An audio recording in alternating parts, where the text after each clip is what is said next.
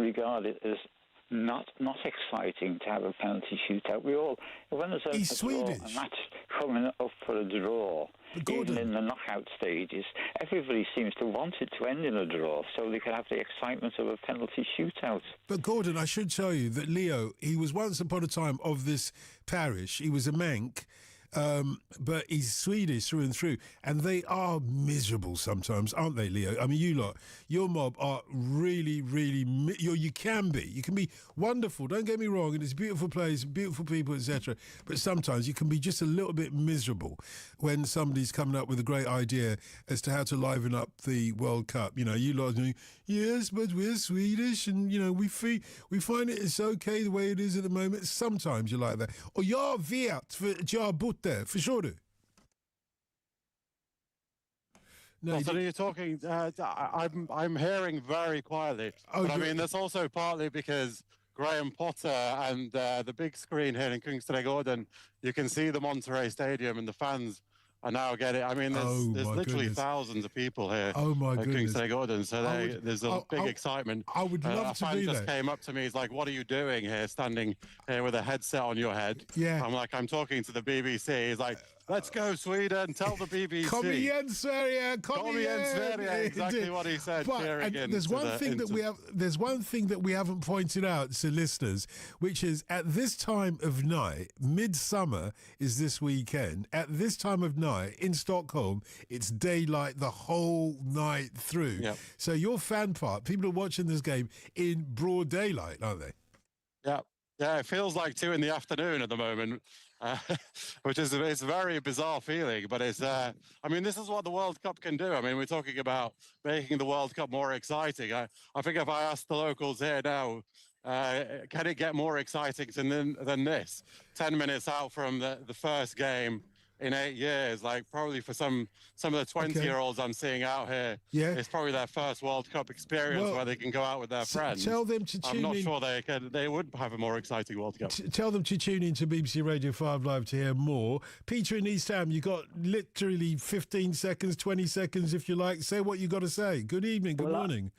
Good morning. I am watching the World Cup, following it via my passengers. They board my bus. I can't watch TV while I'm driving, of course. So I'm just pulling them up. Excuse me. Can you tell me the latest score? And that's how I'm following the World Cup.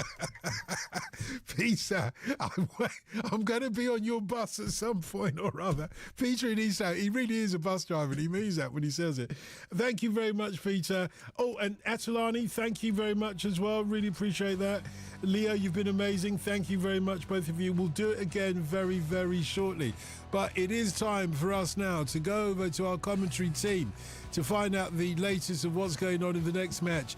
Maz Faruqi's here alongside Clinton Morrison. Maz, Clinton, take it away. Dalton, thank you. And yes, thank you to Peter. And Peter, remember, you can always keep across the World Cup with us here on 5 Live and across BBC Sounds. Maybe you can keep your little earbud in whilst you're driving your bus. We are just looking at scenes from the Monterrey Stadium, the heat of Guadalupe, Mexico, as the players are just lining up the full squads of both Sweden and Tunisia ahead of both sides' opening group match at this 2026 FIFA World Cup. And we will just pause now for the national anthems. Favor ponerse de pie para escuchar el himno nacional de Suecia.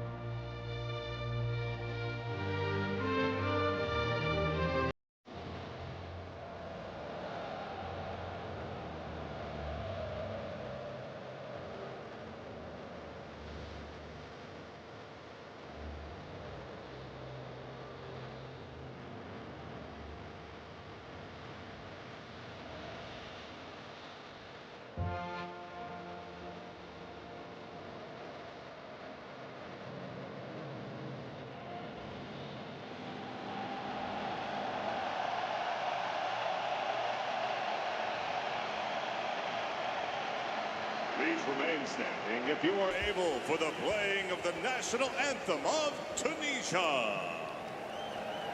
Favor de permanecer en pie para escuchar el himno nacional de Túnez.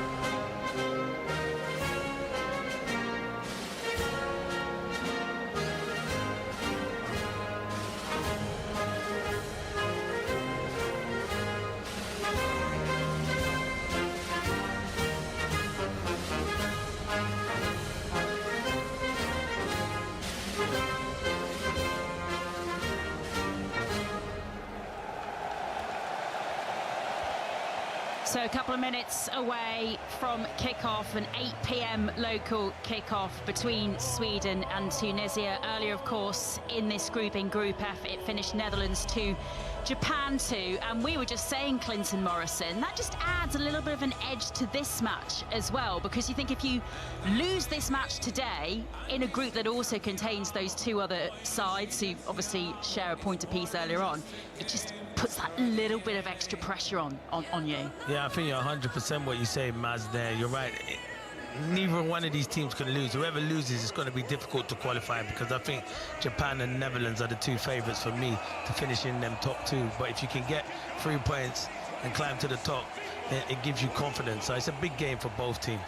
Both sets of players just exchanging handshakes with the officials as well. So let's just run you through then the two starting 11s in full. And as we say, a huge amount of British interest in this fixture and a Premier League flavour for Sweden, certainly, and not just on the pitch, on the touchline as well, with their manager Graham Potter, formerly, as we've been saying, the head coach at Brighton, at Chelsea, most recently earlier this season as well, just gone at West Ham. In goal for them, they have Christopher Nordfeldt, 36 years old. He's been the backup keeper at both the 2018 World Cup and the 2020 Euros for Sweden. He's now getting his chance. That's with Stoke City's Victor Johansson having only just returned from shoulder surgery he had back in January, so he is on the bench. It's a back three for Sweden of Aston Villa's Victor Lindelof. He is the captain alongside Isak Hien and Gustav Lagerbilken. A midfield four of Leeds United's Gabriel Gudmundsson, Jesper Karlström, Yashin Ayari of Brighton and Alexander Birdhausen on the right. And the front three, Benjamin Nygren of Celtic, a league title winner, of course, in Scotland last season, in the number 10 role behind Alexander Isak of Liverpool and Victor Gyökeres of Arsenal. For Tunisia, their head coach is another manager with experience of British football, the former Forest and Cardiff boss, Sabri Lamouchi. He's known sometimes for some interesting team selections, and he's done that again with his starting 11 for this match. Particularly in goal, Muhad Shamak. He's only got 3 caps. He made his debut back in April against Canada in a friendly, but he must have impressed his manager because he starts. He's preferred in goal to Ayman Darman, who started all 3 of Tunisia's group games at the 2022 World Cup. They have a back four of Mohamed Amin Ben Hamida, Montassar Talbi, Omar Rakik and Jan Valeri. Previously played at Southampton when they were in the Premier League. 43 times he played for Southampton in the Premier League, Jan Valeri. And then a holding pair of Ilyas Skiri. He's their captain for Tunisia, playing at his 3rd World Cup, alongside Rani Khedira, younger brother of Germany's World Cup winner Sami. And in front of them, a 3 of Ali Abdi. Burnley's Hannibal Mejbri, we've mentioned him already. They're talisman, really, of this Tunisia team, alongside Norwich's Anis Salami. And then up front for them, their number 8, Ilyas Saad. Their bench as well for Tunisia, we should say, includes Celtic Sebastian Tunekti and plenty Premier League representation as well on the Sweden bench. We're talking about Anthony Elanga, Lucas Bergvall. So there's quality all over this pitch as we prepare for kick-off, Clinton. But it just feels like Sweden might have a point to prove coming into this World Cup. Yeah, I think Sweden have a point to prove. I think Graham Potter has a point to prove.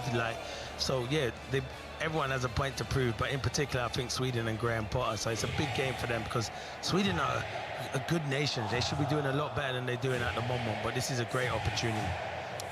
Yes, we're just hearing the kickoff down behind Clinton Morrison. Tunisia are going to get us underway in this first half very shortly, and indeed we are underway in this first match for Sweden and for Tunisia at this 2026 World Cup, and it's not a great start. Put all the way, punted straight out of play by Anis Ben Slimani, out for a throw on the far side, deep in their defensive half for Sweden, and well, that was a bit of a damp start there, Clinton. You know what? You got to blame PSG for that. I think everyone's seen PSG do it once, and everyone wants to start doing it and just kicking the ball out of play to keep teams in their half. So, but yeah. Hopefully it improves after that. Hopefully that's not a marker that will set the tone of the next couple of hours ahead for us here on 5 Live, bringing you commentary then of Sweden against Tunisia from the 2026 World Cup. And Sweden, at the moment, with a throw-in deep in their half, are going to be playing from left to right as we watch. And their familiar, really, home kit that we know so well from great Swedish teams down the years. The yellow jersey with the blue trim, blue shorts, yellow socks. Tunisia playing from right to left, so attacking the goal towards our left when they're all red jerseys, shorts and socks, and still really just struggling to find a little bit of rhythm in the early stages. This is an 8 o'clock local time kickoff at the Monterrey Stadium, the first match of this World Cup that this stadium is hosting. And we should say as well, our referee this evening from Argentina, Yael Falcon Perez, is taking charge of this match. And Sweden, I imagine, and this is going to set the tone of this match, Clinton, are going to be seeing an awful lot of the ball. Yeah, you expect them to dominate and Tunisia to stay in a low block, but it looks like Tunisia are going after them. So, yeah, that's why the game will open up for sure. Bursting run forward by Victor Lindelof, Aston Villa captain, Aston Villa player rather, Sweden captain, of course, just won the Europa League a couple of weeks ago with Aston Villa, formerly Manchester United. Ball goes out of play for a Tunisia goal kick, but they're certainly going to try and stamp their authority on this game early on, and they might try and put a little bit of pressure on the man we've mentioned, Shamak, in the Tunisia goal. I'm sure, Clinton, with just 3 caps previously, his heart must be absolutely pumping in his chest in that Tunisia goal. Yeah, he'd be nervous, but he's living his best life, Maz. He is. He's there playing at a World Cup. Probably asked him a year ago, would he be doing that? He probably thought no chance. Good bit of work down the right-hand side as Tunisia attempt to get forward in the early stages of this match. And referee blows for a foul. Foul by Valeri, former Southampton player. First foul given away of this match, bringing down the Leeds player, Gabriel Gudmundsson. It's in a little bit of pain, just catching him there on the top of the ankle. So it will be a free kick for Sweden in their half. We've played just coming up to 3 minutes now. Yeah, he's a bit late there, Valerie on Gudmundsson, and he's probably lucky that he's only 3 minutes gone, or the referee, because they have been giving a lot of yellow cards out for tackles like that, so he's lucky it's probably early on in the game. I don't want to get the yellow card out too early, but imagine Valeri won't get another opportunity to try and get a boot in like that. Gudmundsson, though, back up on his feet, just a couple of puffs of the cheeks as the referee blows his whistle to get play back underway. Sweden against Tunisia, and Sweden just building into their rhythm nicely down the right-hand side now with Lagerbielke. Back to Isak Hien, and then across to Victor Lindelof, now working the ball forward nicely down that left-hand channel. That's for Alexander Isak to try to run onto. Alert, though, Riebeck in the centre of that Tunisia defence, and they managed to get it forward. And certainly the challenge and the target set for Tunisia in the early stages is to try and keep Isak and Victor Gyökeres very quiet. And they're doing well here now down the right-hand side, Tunisia, as they work the ball into the area. Sweden managed to get it clear back up towards the halfway line, and Gyökeres is there and manages to win the ball back for his team. And that's a big roar you can hear from the Sweden fans inside the Monterrey Stadium, because Victor Gyökeres is on the ball, making the run into the area now, switches play and then fires it high and wide over the crossbar from just the edge of the 18-yard box. But that's his first real touch of the ball, and he's looking like he's up for this one, Clinton. Yeah, definitely. It's good play down the left-hand side. You can see Isak's, he's not happy because he wanted the early cross into the box. He peeled off. He had his arm up at the back post, but Victor Gyökeres had only one thought in his mind. Can he get his shot away? And it was wasteful in the end. But you know, it was a positive run on that left-hand side. Sweden 0, Tunisia 0 here on BBC Radio 5 Live. Listen to us well on BBC Sounds as Tunisia are in possession at the moment. Ali Abdi on the left-hand side, this near side, as they attack from right to left in this first half, but they've lost out on possession, and here goes Sweden again. Really bright in the early stages. Here's the Celtic man, Nygren, getting his first real touch in the ball, just making a run more centrally into midfield and then back out to this right-hand side where he's got support by Lagerbilk, back to the Celtic man, and then switches play more centrally now back towards Victor Lindelof. Really nice play from Sweden, but the referee has just blown his whistle to bring a pause to play. And that's because we have another ball on the pitch there, Clinton. And Shamak is definitely, he's about, what, 6 yards away, and he's not kicking the ball away because Sweden were in possession, so you know what he's doing for sure. They were looking like they were just building up a little bit of a head of steam there, Sweden as well. You could see there Shamak, as we just we're seeing a close-up of the ball as well, the edgy, the nerves, he's jittery, he's twitchy, and you imagine from Graham Potter's perspective, he certainly wants his players, Isak and Gyökeres in particular, to really try and target the Tunisia goalkeeper, really try and test his mettle, test those nerves in the early stages. But as yet, with 6 minutes played in this match, yet really to have an opportunity really to test the Tunisia keeper. Long ball forward by Victor Lindelof, up towards the edge of the area. Here goes Alexander Isak. Shamak out very quick from his area, isn't able to gather that one. Gyökeres with a follow-up. It's cleared above the goal line by Tunisia, and then fired in from distance. It's a brilliant start from Sweden. Yashin Ayari of Brighton with a long-range effort. Tunisia's defence in all sorts of bother, and a right-footed finish from way out wide, way out from range, and he finds the back of the net, and Sweden have the first goal in this match. They need Tunisia by a goal to nil. And you just alluded to it, Maz. You were spot on. Shamak, he looked a bit nervous, and listen, he comes out, he does ever so well to claim the first one, couldn't claim the second one. Victor Gyökeres gets his shot away, they clear it. It comes to Ayari. It's a fantastic finish from Ayari, but it's the ball over the top. It's a good ball from Lindelof. Isak is onside. He's timed his run perfect, even though his arm was off, but it's not your arm. And Shamak does well first of all, but then he can't get the second one. Good touch from Gyökeres, comes to Ayari. The finish from Ayari is a top draw. He fires it into that top corner. It is a fantastic finish. It's a beautiful right-footed finish, and as Clinton's saying, initially from Shamak, he does well to really try and smother the ball away from Isak, but there was good build-up support from Victor Gyökeres as well to then pounce on the loose ball.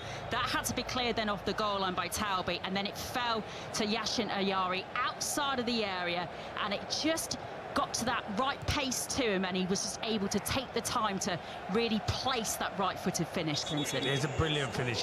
He's a good player. He's had a good season at Brighton. He's a talented individual, and when it comes to him, he's got that technique where he can strike it like that. It's such a good finish, man, because there's a goalkeeper and there's two other players on the goal line, and he still manages to find that top corner. What a finish. Absolutely brilliant goal from Yashin Ayari. Sweden 1, Tunisia 0 then. And one of those brilliant little subplots that you always tend to have in games like this, Yashin Ayari actually could have played for Tunisia through his father. So I'm glad you said that, Maz. Do you know why? He put his hands up like he didn't want to celebrate. That's precisely why. And that's why. So good knowledge from you there, Maz. But I was thinking, why does he not want to celebrate? But that's why. Yeah, Yashin Ayari talking about the fact that he could have played for Tunisia. He chose to play for Sweden, could have qualified to play against the opponents of the team he's playing for tonight through his father.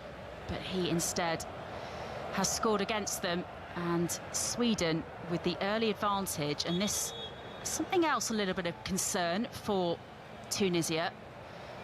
Hannibal Medri taking a little bit of a knock to the ankle with the coming together with Lagerbilken in the early stages, and that is certainly not something Sabri Lamouchi will want to see, because he is such an important catalyst, a playmaker for Tunisia, and they're going to need something from him, you feel, to really try and get back into this game. 10 minutes played, Sweden 1, Tunisia 0 here on 5 Live. And 11 of this 26-man squad for Sweden actually play their football in the UK. 3 of the Tunisia team, including the man who's going to take this free kick for Tunisia. We mentioned him already, Hannibal Medri. Back up on his feet, ready to take this free kick. It's deep on the right-hand side, inside Sweden's half, but way up from their area. So the wall is just lining up just on the outskirts of the D.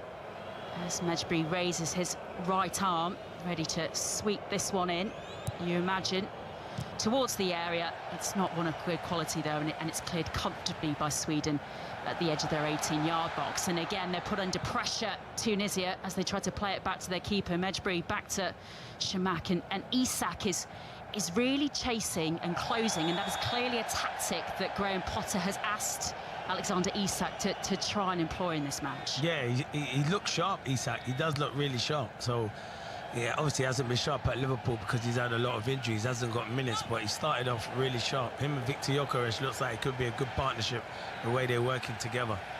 Throw in on the far side for Sweden.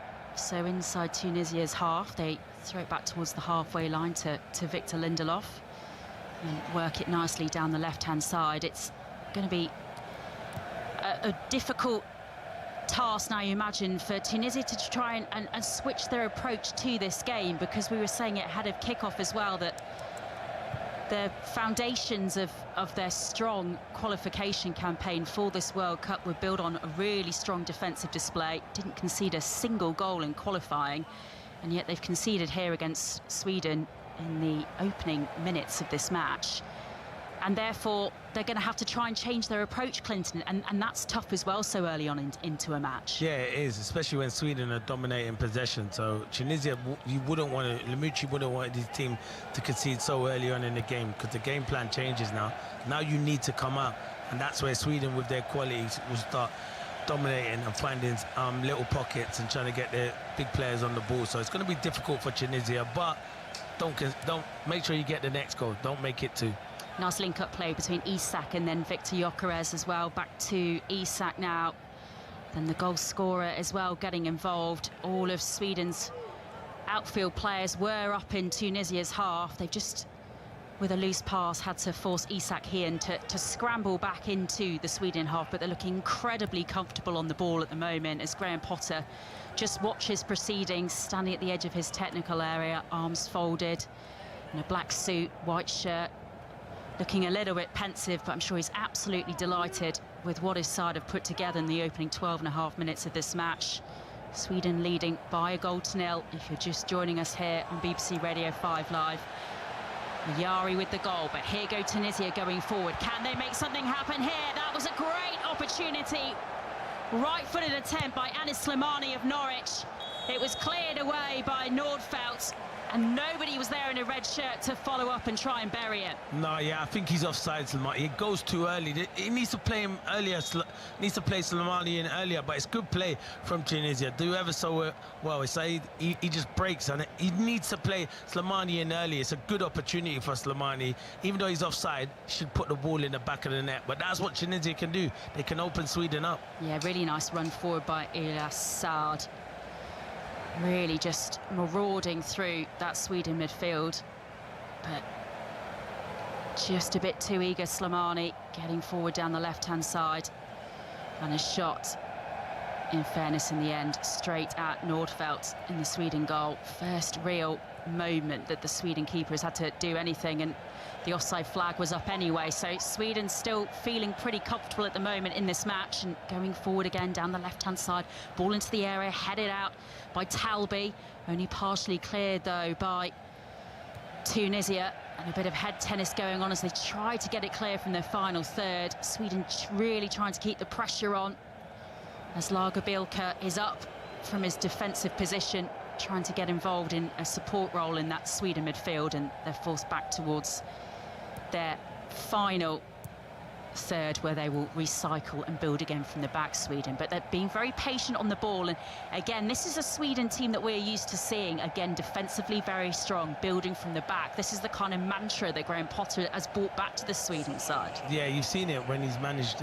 clubs in the Premier League. He always likes his team to have good possession of the ball, and that's what Sweden are doing at this moment in time. But Tunisia are a threat. They're causing problems, so they just need to stay in the game, because they might not see a lot of the ball, but they will get another big opportunity in this game, that's for sure. 15 minutes played here on 5 Live. Sweden still leading Tunisia by a goal to nil. Yashin Ayari with the goal in the 7th minute. A beautiful right-footed finish from outside of the area. Really good work from the Brighton man, but really good work as well from 2 other Premier League players in the build-up to it, from Isak and from Gyökeres in support as well. So the Premier League certainly having an impact for Sweden in the early stages of their World Cup opener, and they still continue to dominate possession at the moment. Tunisia are going to have to hold on to moments, as we just had a minute or so ago. A nice run forward from Saad, but you imagine they're going to have to play on the counter a fair amount, and as well in the heat and in Monterrey. It's tiring work when you're chasing the game, when you're chasing the ball and chasing possession. You're right, Maz, especially in this heat as well. It is struggle. A lot of teams are struggling for sure. Here you go, Sweden again. 3 players, 3 red jerseys surrounding Alexander Isak down that left-hand channel as he was just trying to get the ball into the area. But a bit of too much elaborate play, and eventually, though, they do win the free kick. Tunisia deep in their defensive third. The goal scorer Yashin Ayari bringing down Omar Rakik, and it will be a Tunisia free kick deep in their own half. So 16 minutes played.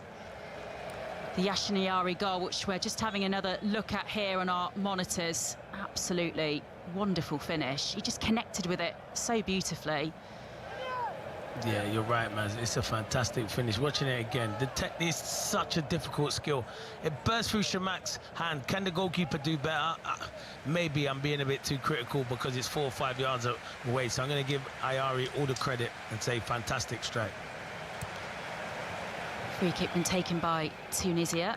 Don't really make the most of it though, and the ball bobbles out of play for a Sweden goal kick. So this match is, as Clinton's saying, being played in the heat of Guadalupe, Mexico. The first match of this World Cup at the Monterrey Stadium.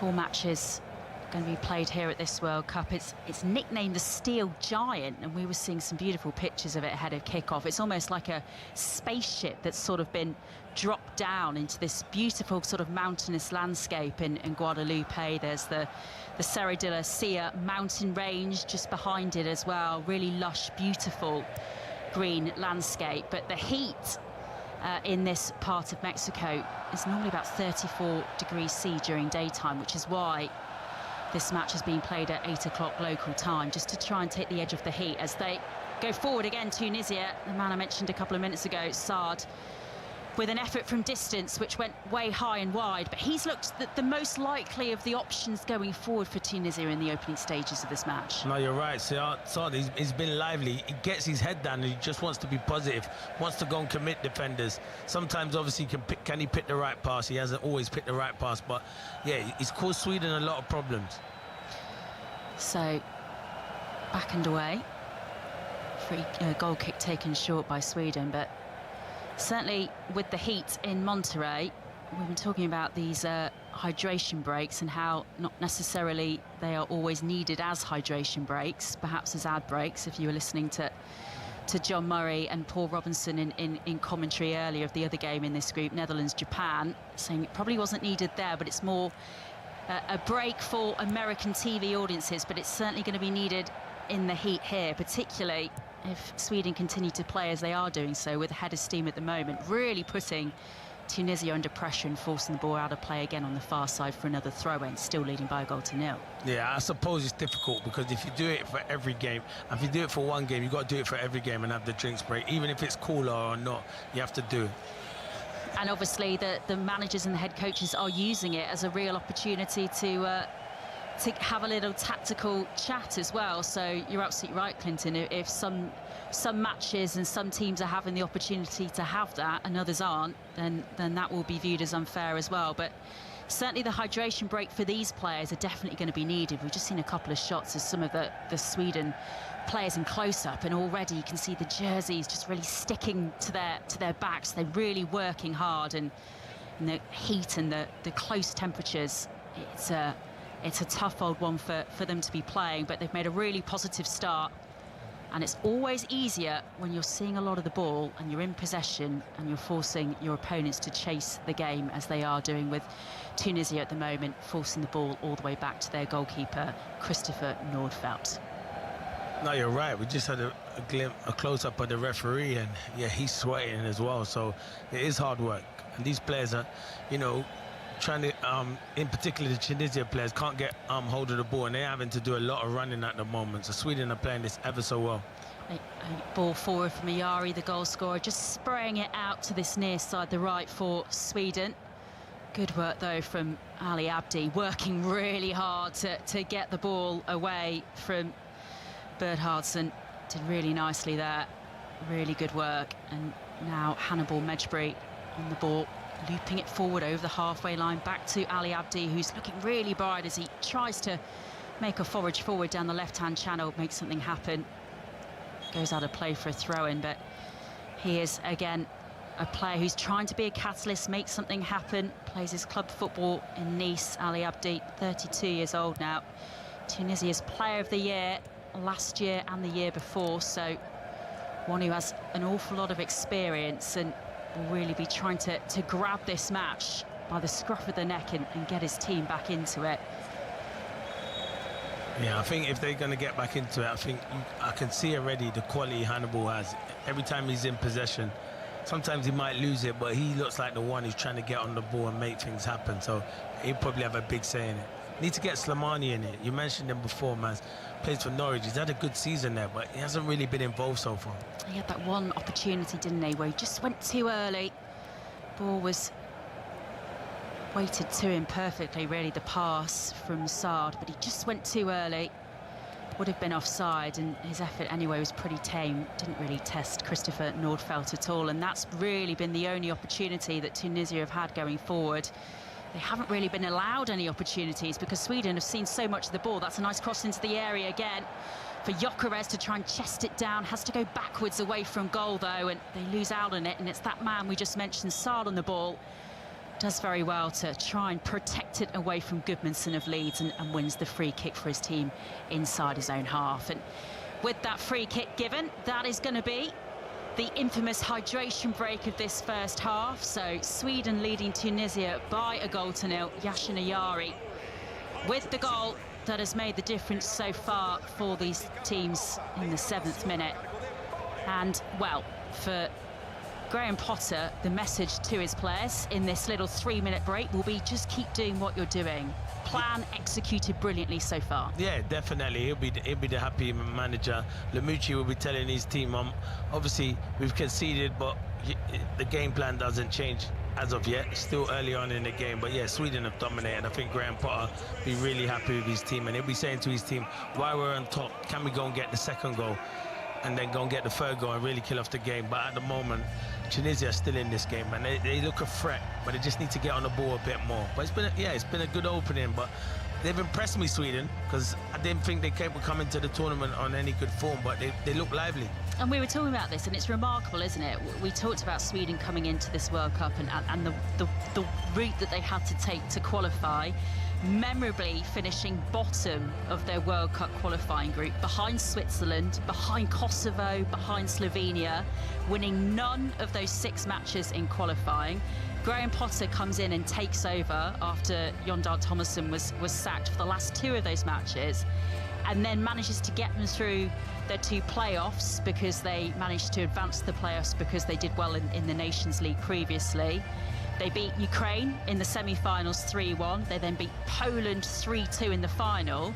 So after 4 matches, he gets them into the World Cup.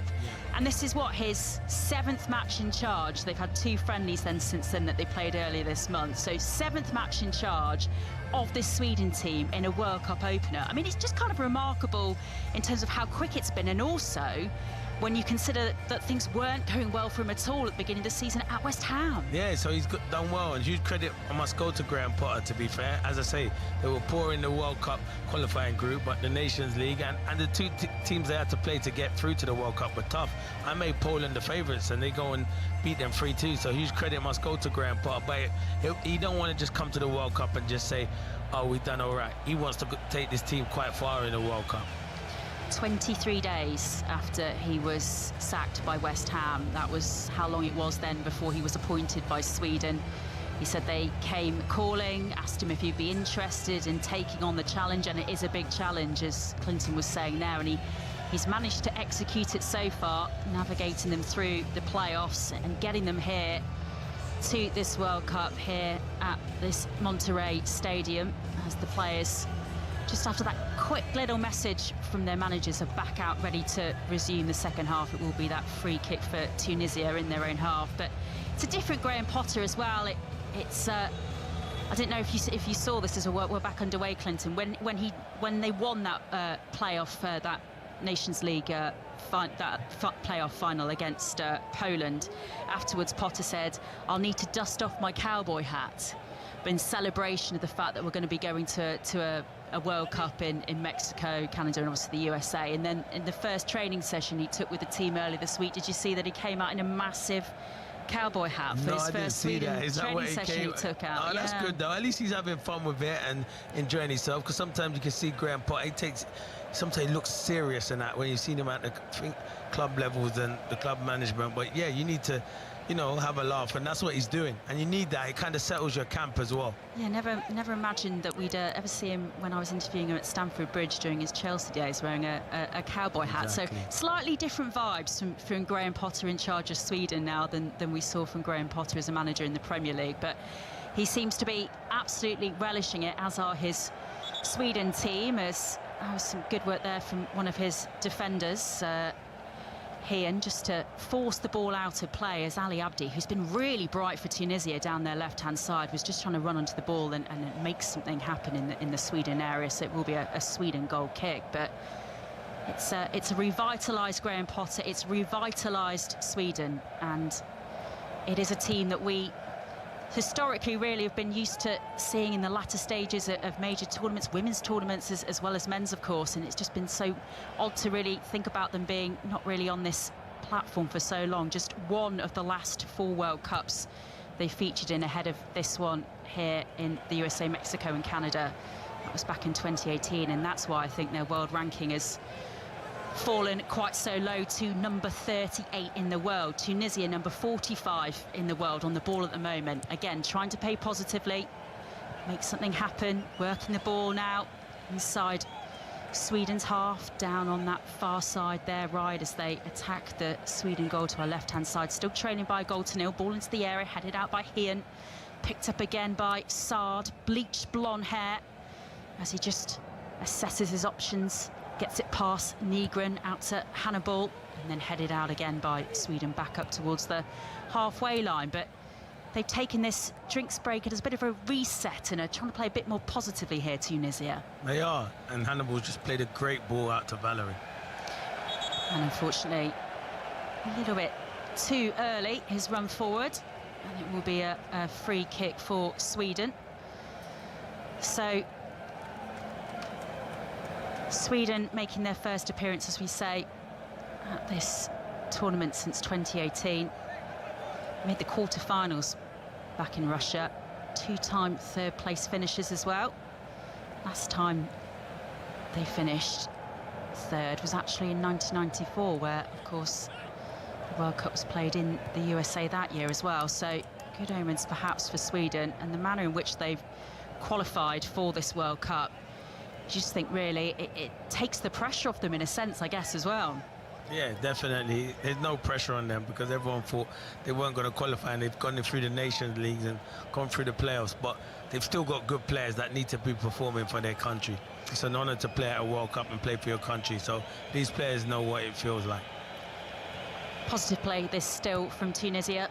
Still trailing by a goal to nil, but really trying to get forward again. Saad, edge of the Sweden area, now centrally to Slimani, back to Hannibal. Saad again, can't find Hannibal Mejbri with the ball that time because he's surrounded by 3 or 4 Sweden shirts, and here they go off in the counter now. Sweden, Alexander Isak down the left-hand side as he makes the run into the area and fires it past Shamak, and that is a classic Alexander Isak goal of old. That's what we've come to expect from Sweden's number 9, and that's what he's delivered for Sweden's second goal in this match, and they lead Tunisia by 2-0. No, you're right, it's all about Isak, but I'm going to watch the replay match because I think Shamak, the goalkeeper, we're bigging him up, and sometimes I think he's too inexperienced. I think it's poor goalkeeping. I think it's a brilliant play from Isak. Picks it up on the left-hand side, drives in on his right foot. I think it goes under Shamak right into the bottom corner. So it's brilliant from Isak. I'm looking at it as a centre-forward play, but from Shamak, the goalkeeper, I think it's very poor, and he's just cost his team the second goal. Alexander Isak. This is what Liverpool signed him for. This is what we're used to seeing him do so much for Newcastle the season before last. It's beautiful, but he passed to him, but he's got a lot of work to do, picking the ball up on the left-hand side midway through Tunisia's half. And Clinton, you're raising your hands up in frustration again when we're looking at the replay, because Muheb Shamak in the Tunisia goal, he does allow the ball sort of to go under him. He should parry that one away past his left post, shouldn't he, really? Yeah, and you can't tell me there's a bubble on that pitch. It's not. He's got to get a stronger left hand. It is poor goalkeeping. I always think when you come to a major tournament, you've got to play an experienced goalkeeper, a goalkeeper who's got the experience, and make that your number 1. Shamak's, yeah, it's really disappointing. It's an uphill task now for Tunisia to get anything out of this game. Sweden leading by 2-0 now here on 5 Live. Half an hour played at the Monterrey Stadium. As here goes Saad, found the ball in the area, has found him, but it's cleared by Lagerbilko, and then the offside flag goes up anyway. Will be a Sweden goal kick, but as Clinton's saying there, we were talking about it ahead of kickoff. Ayman Darman, their experienced goalkeeper, 37 caps for Tunisia, on the bench, played all 3 of their games at the 2022 World Cup, and was expected, I think, to start tonight as well in this match. And instead, Sabri Lamouchi opting to go with youth, 24-year-old Muhib Shamak. Only the 3 caps ahead of tonight. This is 4th cap for his country. Only made his debut for his country back in April. And I think the nerves and the inexperience definitely showed in the manner he conceded that Alexander Isak goal. Yeah, you don't want anyone to make mistakes, but you can be critical of Shamak, but you can be critical of Lamouchi as well. As you said, that the other goalie's played in the World Cup before, and he's got the experience. So go with experience at a major tournament, especially in your first game as well. Really struggling now. Tunisia building up ahead of steam now. Sweden pushing to hammer home this advantage. Bernhardsson managing to force a corner, getting the ball bounce off Abdi. So it will be I think this is our first corner of the match, isn't it? We've played 33 minutes. Will be a corner from the right for Sweden as they attack the goal towards the right-hand side in this first half, leading by 2-0. 33 minutes played here on 5 Live. Can they push for a third before half-time? That would absolutely, you'd think, seal it at this point. And it's headed over by Victor Lindelof, and he's just pointing out to the referee as he's jogging back into position that as he tried to connect with that ball, he was saying my shirt was being pulled because it was right off his shoulder, so we could get a good look at his neck tattoo as well there, just for good measure. Exactly, and there's always a lot of jostling in the box, and yeah, he was having his shirt pulled by Valerie, but not enough to give a penalty. But if I'm Sweden, every time now I get the ball and crosses are going in, I'm putting it on Shamak, the goalkeeper, because his confidence is going to be so low at the moment. It's so difficult for a young player. The ceremony and the whole event and the occasion and coming out, and it's bigger than ever before, as I'm sure you will have seen ahead of matches at this World Cup. Every squad member comes round and lines up ahead of the anthems around the circular FIFA flag in the middle of the pitch. It's just a big occasion regardless, but if you're earning your 4th cap for your country, starting at a major tournament, first competitive game really for Shamak. It's a big occasion, and at the moment it's looking like it's been a little bit too much for him, unfortunately. And at the moment, Sabri Lamouchi will certainly want the half-time whistle to go soon. 34 minutes played. His side trailing Sweden by 2-0, and Sweden in all sorts of attacking mood at the moment, trying to keep pushing and trying to force another corner, but that one's gone out for a Tunisia goal kick. And they will just take a moment here to take this. So we're getting another look as well at the layoff to Alexander Isak for his goal, and it coming from Victor Gyökeres. And so far, so good in terms of those two players combining very, very well for Sweden in this match. That was another question mark we had ahead of kickoff. No, you're right, but the two of them are really good players. That, you know, when you're fit and firing, the combination play, that's what if you're the manager, Graham Potter, you've got to get the two best players in your team, and that's what he's done. And they've caused a lot of problems. Their movement's been really good, but when Isak gets into that position, this is when I say about players, you should know he wants to come in on his right foot. Don't let him come in. You showed him inside onto his right foot, and then as we said earlier, it's poor goalkeeping from Shamak. More link-up play with Isak and Gyökeres taking the throw in deep inside Tunisia's half very quickly. Just on the near side, the right, but can't quite keep that one in play, Bahardson. And again, it will go out. But it's going to be another opportunity for them to put Shamak under another bit of pressure, another corner for Sweden. Searching for a third goal in this match to seal up what would be an emphatic win, even with just 36 minutes played. They are so on top in this game. And again, Victor Lindelof having a little bit of a battle with Valeri as they battle for the ball in the air. As Shamak comes out, tries to punch that away, but only manages to get it clear really towards the edge of the area. It's not convincing at all, and it's scrambled out by Rakik for a throw-in on the far side for Sweden. So they will remain under pressure. Referee's just reminding some of the players a little bit less jostling in the area, please. And also to Sweden to hurry up and take this throw-in quickly. All part of FIFA's new rules at this World Cup to try and keep time wasting to a minimum. I like that. I like the rule. Let the game flow. We don't want the ball to be out of play. We want it to be in play. Gudmundsson's taking a fair bit of time to take this throw-in, though.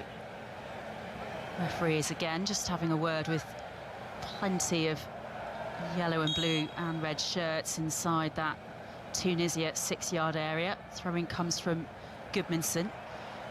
Tried to be brought under control by Saad. Tunisia tried to get it clear, and it's lofted back into their area by Sweden. And Isak's up there wrestling with the ball with Abdi, who's worked so hard in this first half for his side, but he can't get the ball away from the Sweden number 9, and they're going to recycle and build again from the centre circle with Lindelof. Now, Isak Hien back out on this near side, the right for them with Karlström, but with Hien again. And with 38 minutes played in this match, Sweden looking absolutely full of confidence. And, well, Tunisia are really going to have to gamble to really try and mix things up in the second half. As here goes Sweden again, still more defending for them to do to try and keep it at 2-0 at half-time. Isak, couple of step-overs, edge of the 18-yard box. Passes it to Ayeri, he goes down, no foul, says the referee, but Sweden win it back again midway through Tunisia's half and get that one all wrong, and it goes out on the far side for what will be a Tunisia throw-in and a chance for them to pause.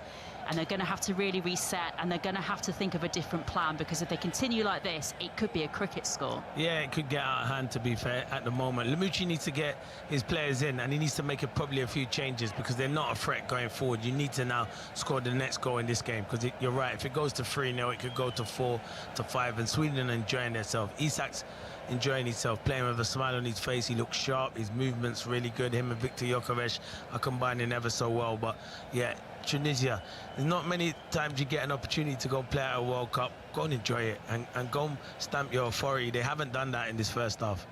Celtic's Sebastian Tunekti on the Tunisia bench. 23-year-old, 12 caps for Tunisia. Might be an option for Sabri Lamouchi at some point. At the moment, Sweden are just squeezing that Tunisia midfield as well. Hannibal Medri is not getting the space and the time on the ball that he would hope to try and create something for them. Saad as well, who's looked bright for them, has really drawn attention to himself with some of the runs he's made forward, and Sweden are now wise to it and are keeping a very close eye on him, as well as he was just thinking about trying to put Christopher Nordfeldt under a little bit of pressure. But the Sweden keeper able to take his time now as he takes that goal kick with 5 minutes to go until the break, and his side leading by 2-0. Nygren on the ball. Haven't seen so much from the Celtic man as we've seen from Arsenal's Gyökeres or indeed Liverpool's Isak in this match. The ball is swept really nicely across the area from the right by Bernhardsson. Just needed a Sweden player running onto that to connect to it, and that would have been Sweden goal number 3. Yeah, Bernhardsson does ever so well. He skips past 2 players and whips a great ball in. It's just over hit. Gyökeres was coming in at that back post, but it was brilliant play from Bernhardsson on this right-hand side. And every Sweden in possession again. Tunisia need half-time because it has been a big struggle for them in this first half so far. So at the moment, Sweden looking very well placed if things stay as they are, and we obviously still have a lot of this match still to play, but looking very nicely positioned to stamp an early authority in Group F. Earlier it finished a 2-2 draw between Netherlands and Japan.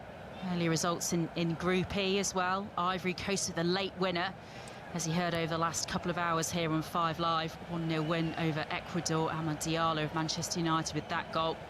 Germany 7, Curacao 1. A result earlier from Group E as well. Highlights of all of the matches, of course, are on the BBC Sport website and app. Definitely go there to have a look at the 2 goals scored by Sweden in this match, particularly the early goal by Yashin Ayari. That was an absolute glorious finish from the Brighton man 7 minutes into this match. And also as well, a new feature is, there's a little bit of a flashpoint between Hannibal Medri and Nygren of Celtic. Used to seeing that from Medri. He gets a little bit frustrated when things aren't going his way. Fair to say it hasn't for Tunisia in this first half. Yeah, to be fair, he gets frustrated, but I don't mind him. I like his passion, and maybe some of his players need to show that kind of passion, because he does get fouled nearly once and twice, and he feels something from Nygren, and he's not happy. He said the whistle's gone and you're still kicking me, so he's not happy. Benjamin Nygren just reminding Hannibal Medri that he's there. It's a nice little match-up between the 2 number 10s that's just bubbling away nicely in this match. 3.5 minutes plus stoppage time to go to half-time. As here go Tunisia, a rare run forward for them in the last few minutes down the right-hand side. Medri, that was a nice little layoff, edge of the area to Slimani, but doesn't quite connect with it properly, the Norwich man, and they're forced backwards again. Swept up again by Medri, tries to find more red shirts down the right-hand side, Valeri, but Gudmundsson is doing a good job on marking Valeri at the moment in this first half, and he's forced that ball out for a throw-in, which again the referee's reminding Tunisia to hurry up and take it quickly. Recycle the ball. I think he's got a long throw, that's why. Yeah, Valeri has. He was waiting for the centre-backs to come up. Building up through to this throw-in, which he dinks up towards the edge of the 6-yard box, but it's cleared by Sweden. Back out to Medri over on that right-hand side, loops that all into the area, and it's gone all the way in. And it's a great ball from one of their defenders, Omar Rakik. A header connects perfectly with a great weighted ball by Hannibal Medri, and we said they needed something special to get back into this match. They've done just that before half-time. The goal scored by Rakik, but created by Medri, and Tunisia are back in this match. Sweden 2, Tunisia 1. Yeah, you're right, Maz. Ray, he's the one. But I did say if they're going to get back into it, it's got to be something from Hannibal. He whips a great ball in, and it's a fantastic header. He's at the near post, and he just guides it. It's the ball into the box that makes it, because he whips it, and he just has to direct it into the far corner. It's a fantastic header, and it's just what Tunisia needed just before half-time. The team talk now at half-time is different from Lamouchi, and it can give them a bit of confidence, but great ball from Lamouchi and a great header. That is exactly what Lamouchi wanted, though, but you're right there, because we're just looking at celebrations from Sabri Lamouchi on the sidelines. the fist pump from the Tunisia head coach. That is exactly what he wanted from his side ahead of half-time. And maybe Sweden just looking a little bit comfortable, feeling that they had a stranglehold on this game. They certainly felt like they did for much of the first half, but it's a really, really good ball in from Hannibal Mejbri, the person we have talked about who is the catalyst for this Tunisia side, and he managed to do just that with that ball into the area, and it was a great header from Rakik, not picked up at all by Sweden, and nothing really that Nordfeldt could do about that in the Sweden goal. So a goal back before half-time, and with some work still to do, Sweden, as they go forward again with Gyökeres down the right-hand side. He's trapped again by two Tunisia players. Ball's forced out of play for a throw-in into the 45th minute now. And again, that just colours Graham Potter's team talk differently now for his Sweden side at half-time. And they're taking their time, Sweden, to take this throw-in. And Sabri Lamucci, as we were just discussing there, is just saying to the officials, well, they're taking longer than 10 seconds to take this throw-in. Gudmundsson now running over to take it.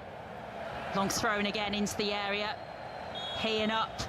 Yeah, I'm glad he's seen that, Maz, because you know what?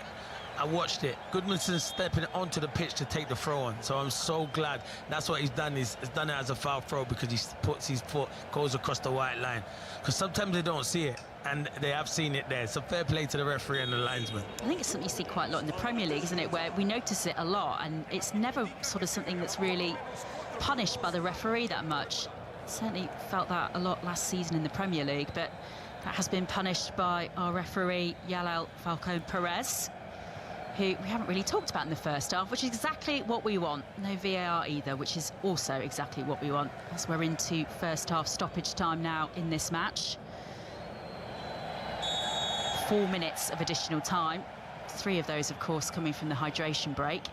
And there will be a little bit more defending for Tunisia to do here, because Ali Abdi's just fouled one of the Sweden players just midway through the Tunisia half, just on the right-hand side. So it's a decent opportunity for them to try and test Muhab Shamak, who, as we've already discussed in this first half here on 5 Live, has looked very nervy and edgy at times. And Yasin Ayari, scores Sweden's first goal in this match, is going to be taking this one.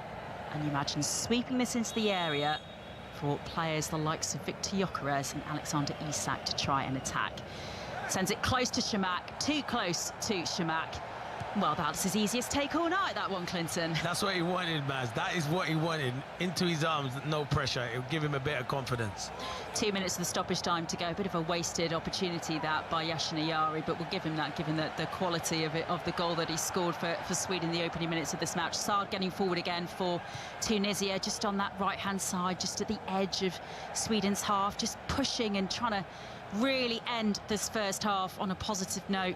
Build up a head of steam themselves after getting a goal back a couple of minutes ago. But they've lost out on possession, and Sweden will send it forward. That was targeting Victor Gyökeres. Instead, it's gone all the way out of play. And the Arsenal man not particularly happy with that attempt forward to it. Throwing them for Tunisia, which they take quickly back to the centre of their defence. Now to Hannibal Mejbri.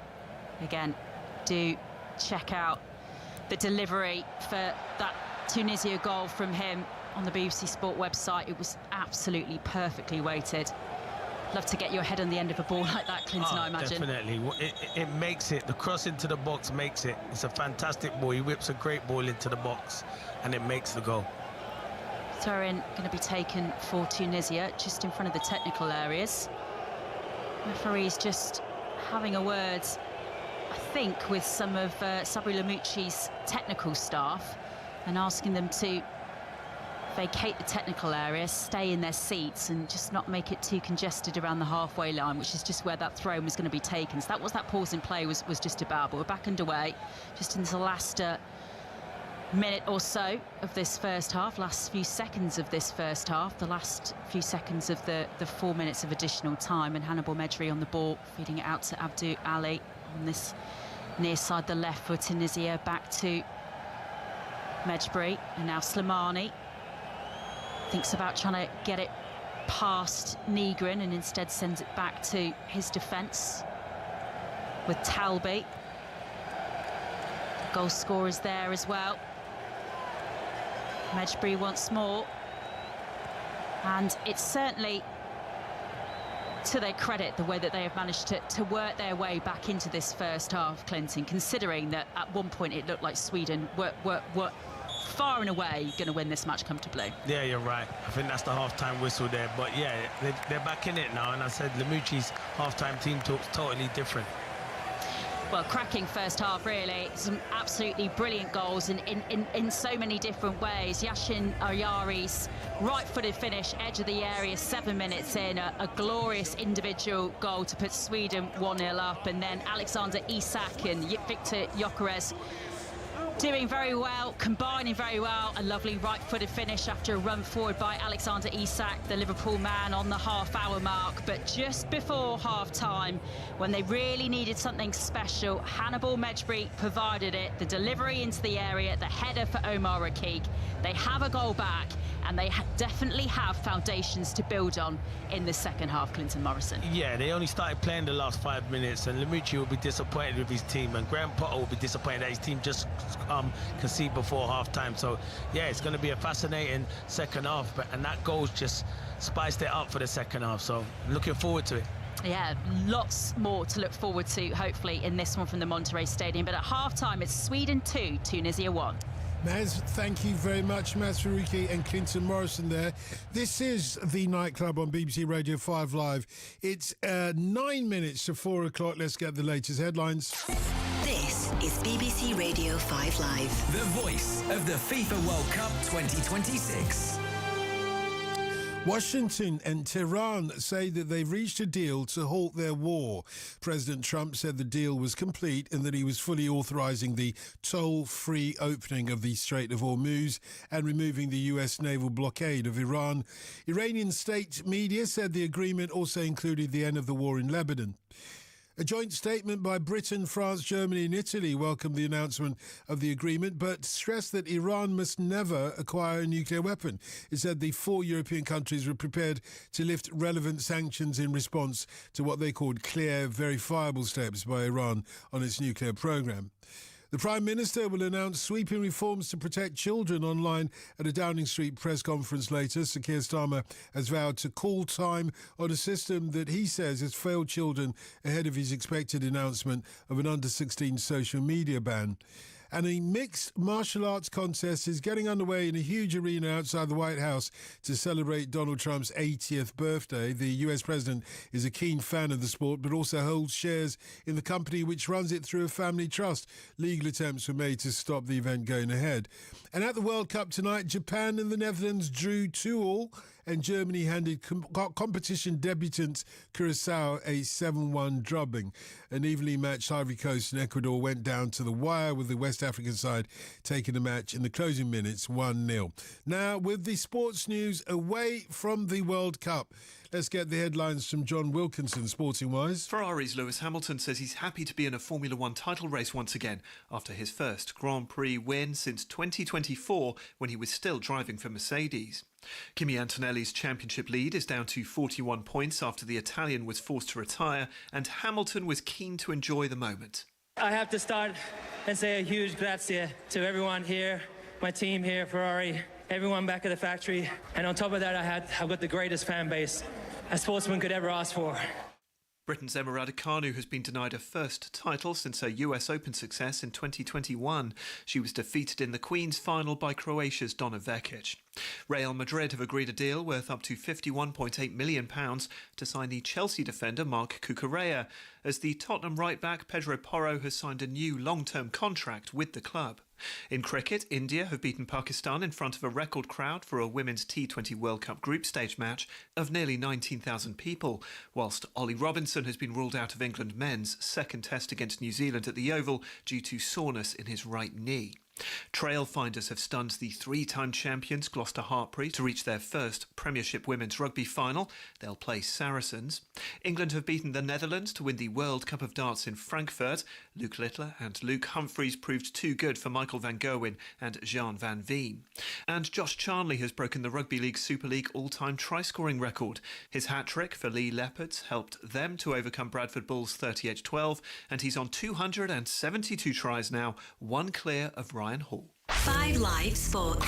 This summer, the stage is set. She goes aerial again, and it's going to be another 6. England and Wales host the ICC Women's T20 World Cup. Across the tournament, we'll bring you ball-by-ball commentary of every match, plus updates, analysis and reaction as the story unfolds. Through comes in. Oh, hits, brilliant. The ICC Women's T20 World Cup 2026 on 5 Live Sport. Listen live with the BBC Sounds app. Yeah, this is the nightclub on BBC Radio 5 Live. I'm your night watchman, Dotton, and there is one place, just one place in the world that I would rather be than sitting here in the studio talking to you, and that's where Leo Haider is. He's our regular on the World Football Phone-In. He's an Iraqi Mancunian, and he's based in Stockholm. And right now, in Stockholm, he's in the King's Garden, Kungsträd Gordon, for us. Leo, can you hear me loud and clear? Leo, come in. I can hear you, Dotton. Yes, I'm here right in the central Stockholm in a big square opposite the King's Palace. And there's about 5,000 young people, all ages actually, been here since 2 a.m, and the buses have been filling up and coming into town. And for them, it's been absolutely perfect for 42 minutes. It's just as they would have dreamt it. They started so well. I think I was a little bit worried before the game with Tunisia's defensive record that this could be a tight one and a dreaded 0-0. But the fantastic start after 7 minutes, Ayari scoring what was a fantastic finish. Great goal. Great goal. It was. In fact, all 3 goals tonight have been really, really very good, including the Tunisia one that we'll come to in a moment. What was the atmosphere like when that first goal went in after just a few minutes? Yeah, Ayari scores, and then there was fireworks in the air. There was, people throwing stuff, hugging, bumping into each other. It's like thousands of people here, so it was really lovely. And you might people might have noticed that Ayari didn't celebrate. That's because his dad is Tunisian, so a real special story for him to get that first goal. Oh, what a conflict of interest, eh? But it is what it is. That's what we all have to deal with one way or another. I imagine that people went absolutely doolally when Alexander Isak did what he's supposed to be doing. And he did it from the left wing and dribbled his way into the penalty area and scored what was also a fabulous goal. Exactly. And what we saw is, and what we've spoken about in this World Cup is those cooling breaks, those after 22 minutes, the pauses in play. And what we saw for the first 22 minutes was Sweden dominated. At that pause, it seems like Tunisia have been told, right, you go step out, you go attack now. And for 5 minutes, they were attacking really well. But of course, what that meant was that a counterattack, they were liable to a counterattack. And we spoke before the game that if Gyökeres and Isak will click and they were combined, Gyökeres into Isak, who then came in and a really good finish. Maybe a keeper could have done better.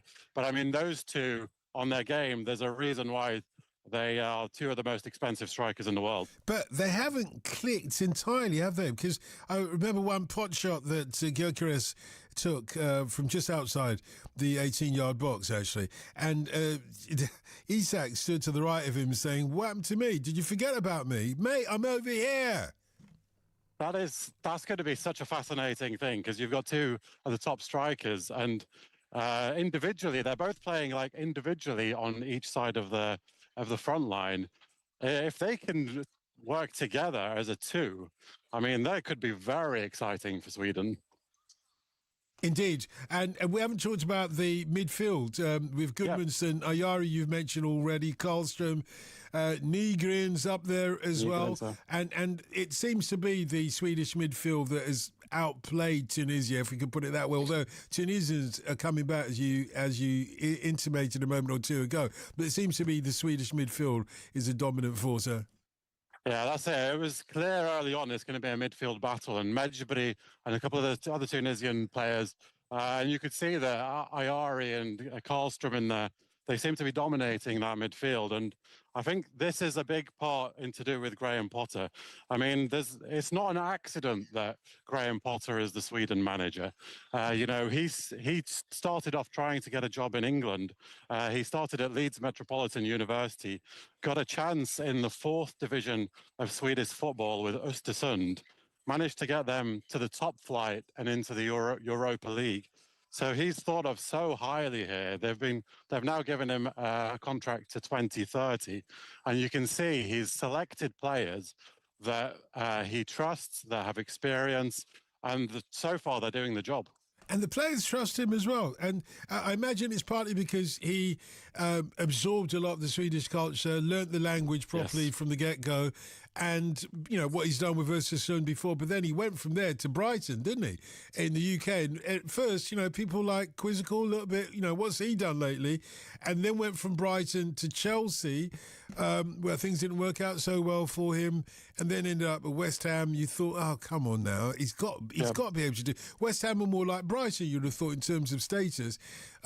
Maybe not. I know West Ham won the World Cup for us in 1966, but that was a minute ago. And I wonder whether the Swedes look beyond his failures in the English Prem and think, well, he's done it for us so far. For some reason, he clicks with Sweden. For sure. And he takes the questions in his press conferences in Swedish.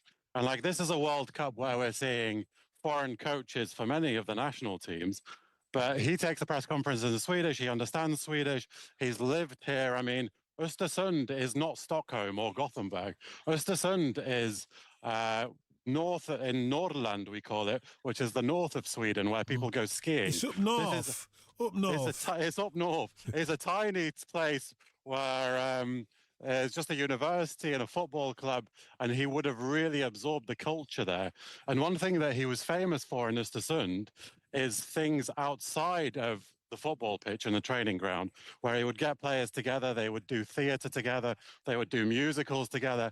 So he's selected players in this tournament, controversially as well. He's left out Rooney Baraggi from Barcelona, Hugo Larsson, who plays in Germany. So big players he's left out, big calls, and he's brought in players that he thinks can make a good unit.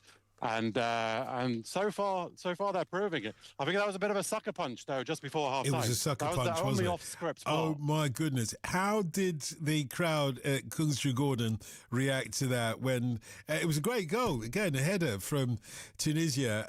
How did they react? Had they forgotten about somebody called Hannibal?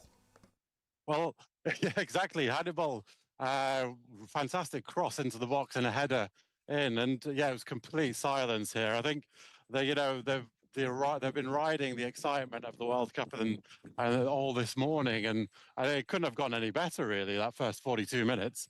But now that's a sucker punch, and let's see. This is where we now see the character of this Swedish team. And how they can take it into the second half. I'm presuming, sorry to cut you, I'm presuming in the second half, Lucas Bergvall will come on, not least because he's got an engine on him. Not sure what difference he will make, because sometimes, as Tottenham fans will know to their displeasure, sometimes he runs around for quite a lot of the time but has no end product. His finishing ain't that. I think Bergvall is an option, but the midfield's strong at the moment. I think one player I really want to tell you about is Taha Ali, and he's got a fantastic story.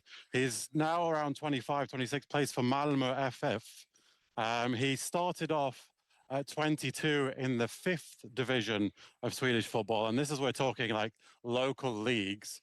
Played futsal in his mid-20s, and in his early 20s he was a teacher's assistant, and he worked as a security in the underground. So he's a really late bloomer. He's around 27 now. He made his break in Malmö FF just a year ago. And one thing that's really exciting about Taha Ali is that he's a dribbler. So Sweden is very known for like structured training and structured coaching from very early age. So they play, this passing game. Taha Ali is not that. He's a dribbler. He's an exciting player, a little bit like Isak is. So he'll be one, if it's tight at the end, expect him to come on and make a difference. I was just seeing the Swedish team come out of the changing rooms there in the tunnel, just coming out onto the field now. And I saw Isak, Alexander Isak was in deep conversation with Nygren, crucially not with Gyökeres, who's up front ahead of him. But that doesn't really say very much other than they're not necessarily speaking all the way onto the pitch, does it? Yeah, let's see. I mean, they haven't actually played together that much. So we spoke a bit about the playoff campaign. And, Isak, he's been injured for a big part of the season. So that was very dependent on Gyökeres as the star man. And, of course, now Isak's coming in as a star man. So let's see. They need to gel if the Sweden team's going to do well. And Tunisia have come out as well. And it's time for us to hand back to our commentary team, Maz Faruqi and Clinton Morrison will be taking you through the second half. Maz, good morning. Dalton, thank you very much. Yes, the players are just coming back out onto the pitch at the Monterrey Stadium, so great timing, and we're just having a look to see. Certainly, Graham Potter has sent the same 11 out that started this match for Sweden, with them having started the first half, or certainly the first half hour of this match, incredibly positively. And Sabri Lamouchi has sent out the same 11 for Tunisia as well, as they worked their way back into it towards half-time, getting a goal back through Omar Rakik. As you guys were just saying there, the delivery, though, the cross from Hannibal Medri, absolutely a wonderful ball.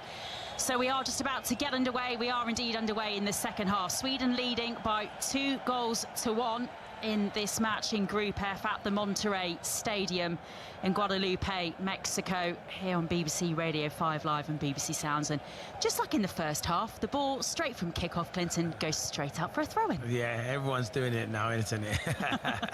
But yeah, the thing is with Tunisia, I think if they go in 2-0 down, I think Lamouchi makes changes. I think because they get that goal just before half-time, I think he probably leaves it for the next 15-20 minutes. Then he'll look to his bench. They certainly were building up a head of steam, as we were saying, and great credit to them to really work hard to work their way back into the match. And that came obviously from a ball in from Hannibal Medri, so you imagine that they will be targeting set pieces, free kicks, opportunities to try and pepper the Sweden area to try and create their best goal-scoring opportunities, as Sweden just work it all the way back to their goalkeeper, who will play it forward back up towards the halfway line. So we will remind you of the two 11s that started this match, because those are the two 11s that have come out for this second half. So Sweden with Nordfeldt in goal, back four of Lindelof, the captain of Aston Villa, he and Largo Bielke, it's a back three rather, with Gudmundsson, Karlström, Ayari, the first goal scorer for Sweden, and Bernhardsson just in front of them. Isak, scorer of Sweden's second, and Gyökeres with Benjamin Nygren in that 10 role, just behind that front two, who have combined very, very nicely so far in this match, and that's been a real positive that Graham Potter will want them to build on in this second half and in this tournament. Yeah, definitely. And yeah, the two of them have been really good. They need more service, though. They do need more service, because every time they've got the ball, they've looked a threat. Sweden on the ball at the moment. Gudmundsson just brought down by one of the Tunisian players, by that's Valeri, who's brought him down there. Sweden attacking from right to left in this second half as we watch, in their yellow jerseys, blue shorts and yellow socks. Tunisia all in red obviously now going to have to really attack this second half, and they're lining up with Muhab Shamak in goal, and we talked about him a lot in the first half. Valeri, Rakik, their goal scorer at the header just before half-time in the 43rd minute.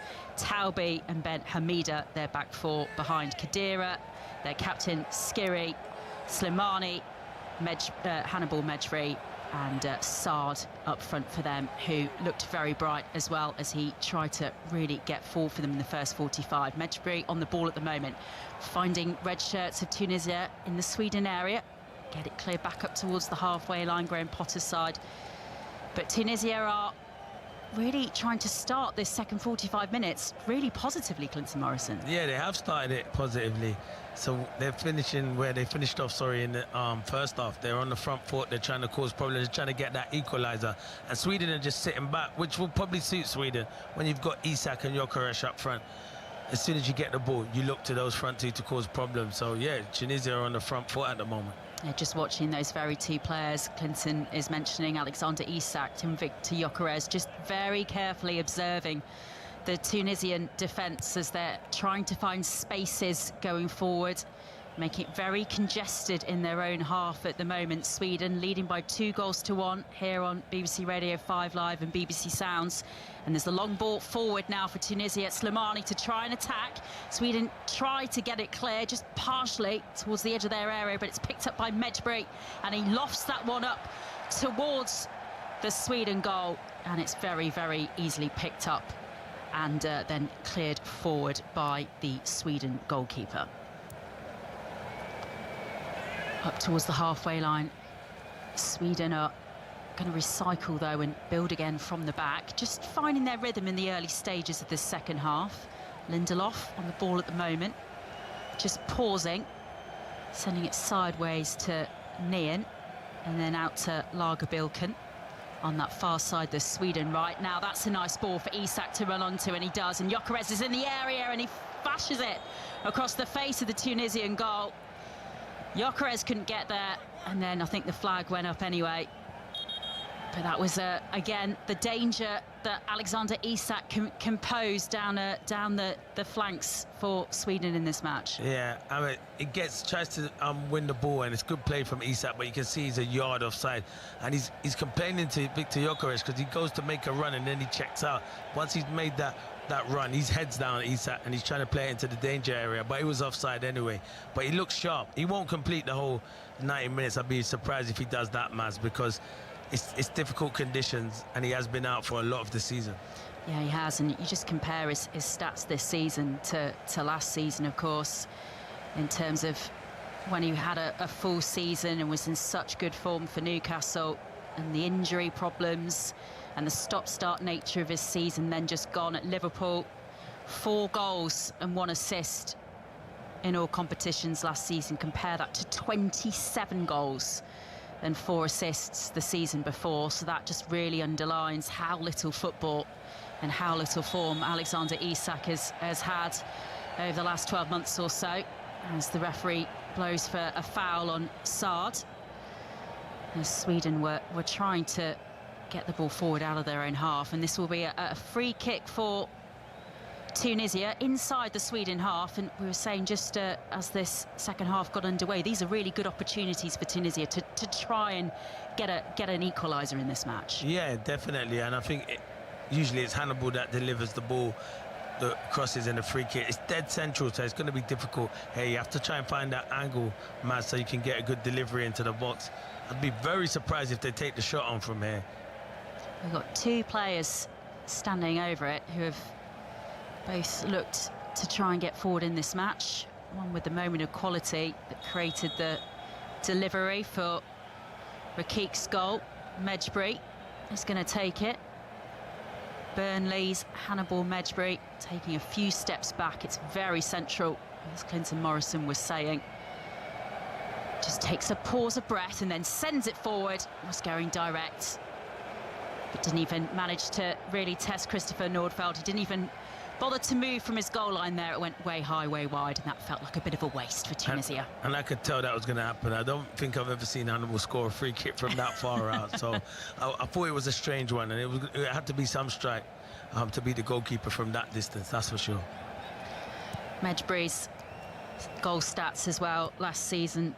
Again, we're saying that frustrating for Alexander Isak, frustrating for Hannibal Medjbri as well. Just 1 goal and 4 assists for Burnley last season in all competitions. So, again, it was a bit of a stop-start season for him.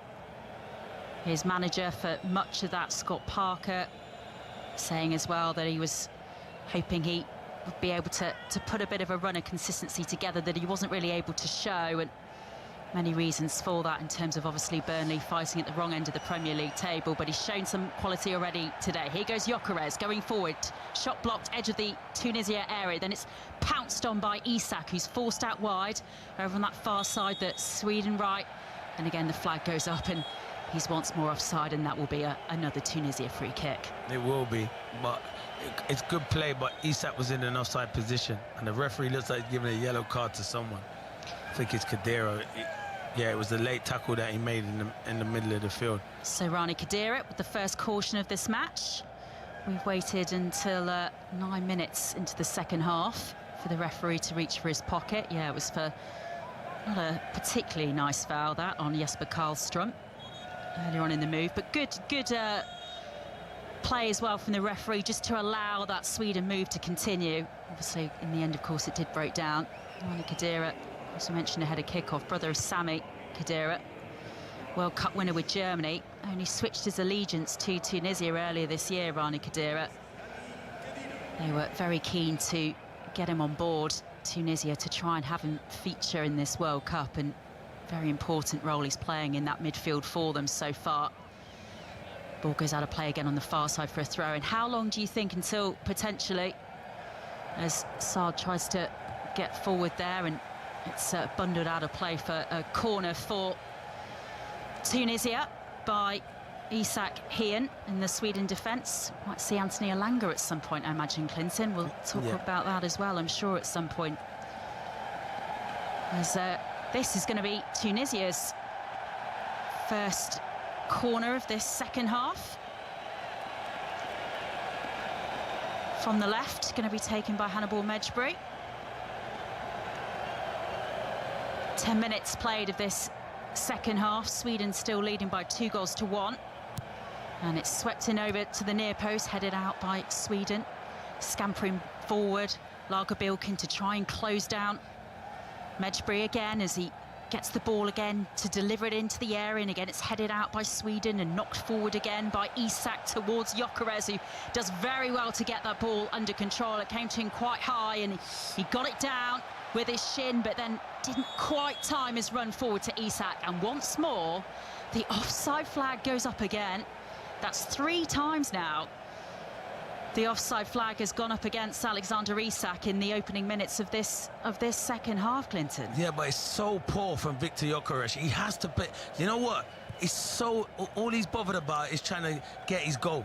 So he has his head down and he's just going. He's got to just play Isak in early. Once Isak plays the ball to him, just got to get his head up and play. He can't hold his run for that long, Alexander Isak. And that's why I sometimes get so frustrated with Viktor Gyökeres. He doesn't see the pass. We were saying ahead of kick-off, they're both used to being the main man up front going forward. They worked as well as a pair in the first 45, less so in what we've seen from them in this second half so far. Exactly. I think he's looking at it and think Isak's got his goal, I want to get my goal, but it's a team game. His goals will come in this tournament, that's for sure. Well, Gyökeres, one of the informed players in 2026 in the European game. Bit of a slow start for him last season, but really came into his own towards the business end, really, of Arsenal's title race in the Premier League.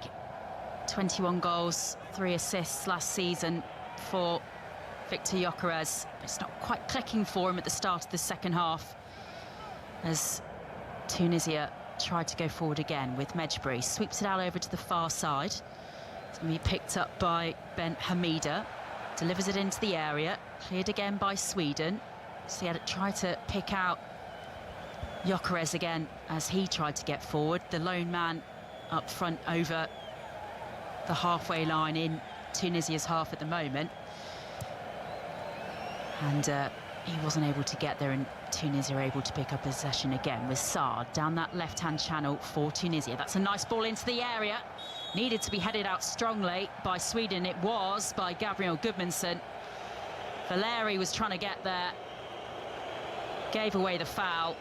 But again, that's a good battle that we've seen develop between those two players, and Gudmundsson needed to be brave there because Valeri was trying to attack that header. Yeah, and it is a foul. He catches him. I think the referee makes the right decision. No one's not happy, but Gudmundsson gets there at first, and Valeri just comes into the back of him. But it's a good battle on that down this right, Tunisia's right and Sweden's left. It's a really good battle. But Tunisia are dominating now at the moment. I think Graham Potter will look to his bench probably before Lamucci, because, as I said, the conditions are difficult, and I think the benches are going to play a big part. Big options for him on that bench as well. Lucas Bergvall, we haven't really mentioned him yet. Very important for Tottenham in their troubled season last season with all their injuries. Here's Isak again on the ball. Back heel towards Ayeri, score of their first goal now. Lindelof, bit more positive this from Sweden. Try to get a bit of control in this second half. Ayeri sweeps it over from the left, all the way over the top of everyone in the area, and it goes all the way out of play for a Tunisia goal kick. But Ante Elanga again could be an option. Just 3 goals there and 1 assist. His move to Newcastle last season, again, not quite matching what he was able to do at Forest the season before, but he'll certainly add a bit of pace, something different for Tunisia's defence to think about. Yeah, he could come on for Isak, to be fair, and, you know, just play him up front with Victor Gyökeres and use his pace. Isak winning the ball back. Here goes Gyökeres on the overlap, and he does have his goal. Isak had one, sets up Gyökeres for Sweden's third. The trademark celebration, hands up to the face from Victor Gyökeres, and that really gives Sweden a stranglehold on this match. A mistake at the back at Tunisia, pounced down by Isak, finished by Victor Gyökeres, and Sweden lead Tunisia by 3-1. Yeah, Shaqiri, it is so poor. Everyone's going around saying, don't worry about it. Don't tell him to not worry about it. It's poor. I don't know what he's trying to do, playing in the wrong areas. Credit to Alexander Isak, rolls in Gyökeres, doesn't be like, does what Gyökeres does by not finding him, plays Gyökeres and he's in. Like, it's just so poor. I don't know what he's trying to do here. Move the ball, but Isak does ever so well, wins it back, and then he just rolls him in, and it's a good finish from Victor Gyökeres. Really good finish, and it's a trademark celebration. But Tunisia, it's their own downfall, and that could be game over, Maz, at a crucial time when they were dominating. They were dominating in the second half. The first 15 minutes of the second half, they played so positively, but Chamakh rolling the ball out to his captain Shaqiri, and Isak, wise to it, pounced on it immediately. Supportive roll for Gyökeres, right-footed finish from the Arsenal man. And 3-1 now, when they had looked like they were fighting, grappling their way back into this match, Tunisia. It looks like it might be the win wrapped up for Sweden. A big half hour, of course, still to go, but that is a big goal to concede at a big moment in this match. I see it so much so far in the tournament, trying to play out from the back in the wrong areas, and it's causing them big problems at the moment. It's not good enough, and everyone can make a mistake, but you have to move the ball. You do not have that much time in major tournaments. Well, Tunisia, I think their plight now summed up by Sabri Lamucci, just standing edge of his technical area with his hands behind his back, clasped. Before he was a buzz and fizz of emotions, like a bottle of pop on the touchline, jumping around, but disappointed, I think, with what's just occurred there, and the fact that his side have allowed Sweden to score that third goal so easily. Gudmundsson's just conceded a corner and has just indicated to the Sweden bench, by the way, that he's going to need to come off. So I don't know if Graham Potter would have wanted to make a substitution at this time for Sweden, given that they've just extended their lead once more, but looks like they're going to have to make an enforced one very shortly. But after this corner for Tunisia, going to be from the right for them. Just conceded, 3-1 down. And it's going to be swept in from the left towards the near post and easily cleared by Sweden. Doesn't beat the first man, goes out of play for a throw-in. Gudmundsson's going to have to stay on the pitch for the moment, the Leeds player, because there are no subs ready to come on.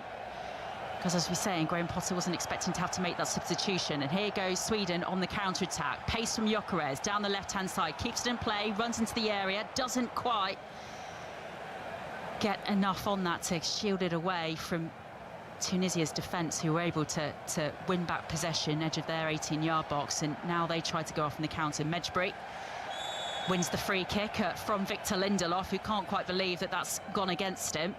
Good play, though, from Hannibal Mejbri. Just didn't have a lot of options, a lot of Tunisian players up with him, and managed to buy the foul and buy a free kick again in a decent place for his team. Yeah, so he can deliver a good ball into the box. But Lamouchi, you see at this World Cup, there's a lot of managers are making the right decisions in the substitution. He can't wait too long to make substitutions. Sweden are winning the game 3-1. They're going to make a double substitution now.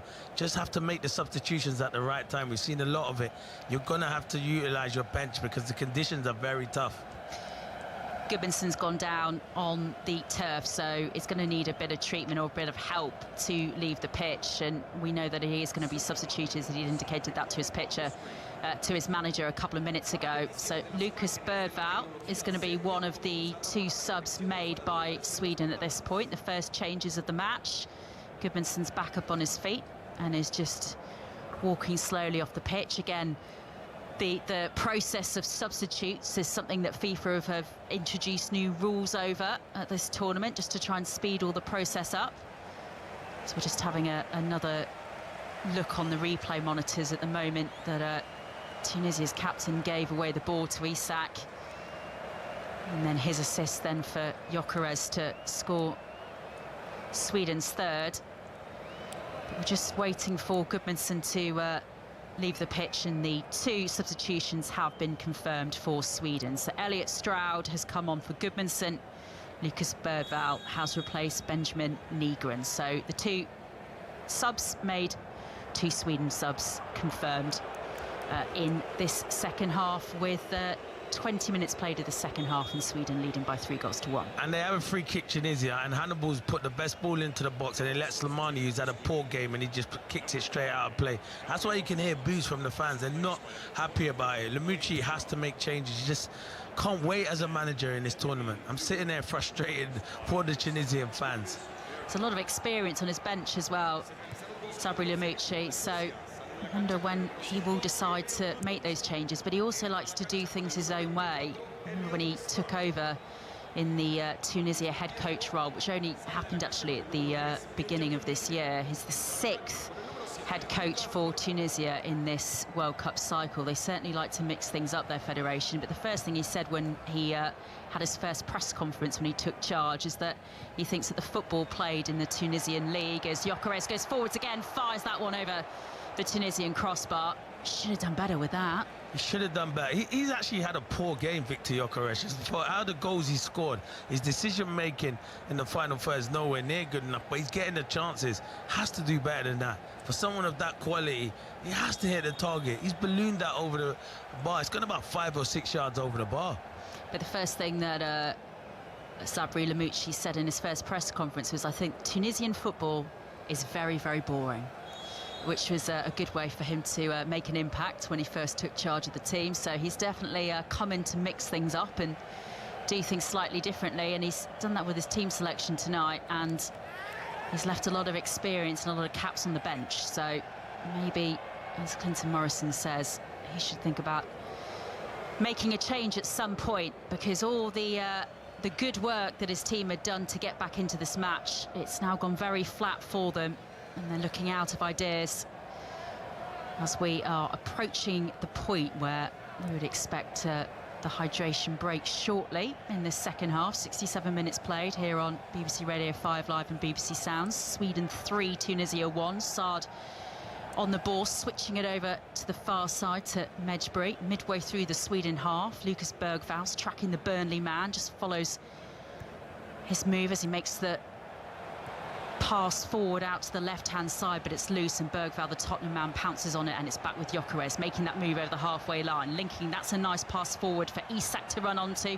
Left-hand side of the area, tries to get the shot away. It's blocked by a couple of Tunisian bodies and bobbles out of play over on this near side, kept in by Gyökeres, who then just almost at a walking pace now, Sweden, sends it back to his captain, Victor Lindelof, and they, for them, got that third goal at just the right time and just taken any sort of pace from Tunisia out of this game completely, looking very comfortable once more. Definitely. You saying he said Tunisia football was boring? The Tunisian I fans. didn't say Tunisia. No, not you. He said it. Yeah, Lamouchi. Yeah, that's what I meant. Here goes Lucas Bergvall, cross into the area, and that's outstretched Victor Gyökeres acrobatically tried to get on the end of that, couple of yards just outside the goal line. If he got anything on that and managed to bundle it in, it would have beaten the keeper. That was really sort of a innovative work as well from Lucas Bergvall, just managing to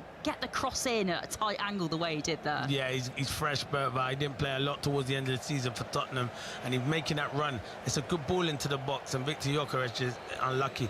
Yeah, what Lamucci says, Tunisian fans might not be liking what they're seeing here. They're not liking what they're seeing. He's just sitting there letting the game pass him by. He's the manager, and he's not done anything about it. You're losing the game. I've seen in every game, all the games so far, make changes way before this, and Tunisia have struggled in the second half. He just standing there like a lost manager on the touchline. I think he's going to make a couple now, but it might make a triple sub, but it might be too little too late. Yeah, looks like he's going to, actually. We're just in the hydration break at the moment, but we are going to have, I think, 3 subs made shortly by Sabri Lamucci, and we'll confirm those in the next couple of minutes. But the other point as well, and we made this ahead of kickoff, Clinton, is that with the Netherlands and Japan, the other 2 teams in this group, such strong teams, and we both expect them to be teams that really will progress. There's obviously 8 places for the best third place finishers. Therefore, whoever is winning this game tonight really steals a march, get an edge in the early stages of this group. They've got to go for it. They've got to try and get something for this game. They've got nothing to lose now. 3-1 down already. He's got to twist rather than stick. Yeah, definitely. He has to. It has to get something. I said if you lose this, that could be it for you, because it's such a tough group and it's going to be a difficult group. So yeah, they need to get something out of this game, Tunisia. So he's going to go for it now, and there's still enough time. If they get the next goal, it will give them confidence like it did before half-time, but they're just making mistakes and they're getting punished at the moment. That's how Victor Gyökeres scores his goal.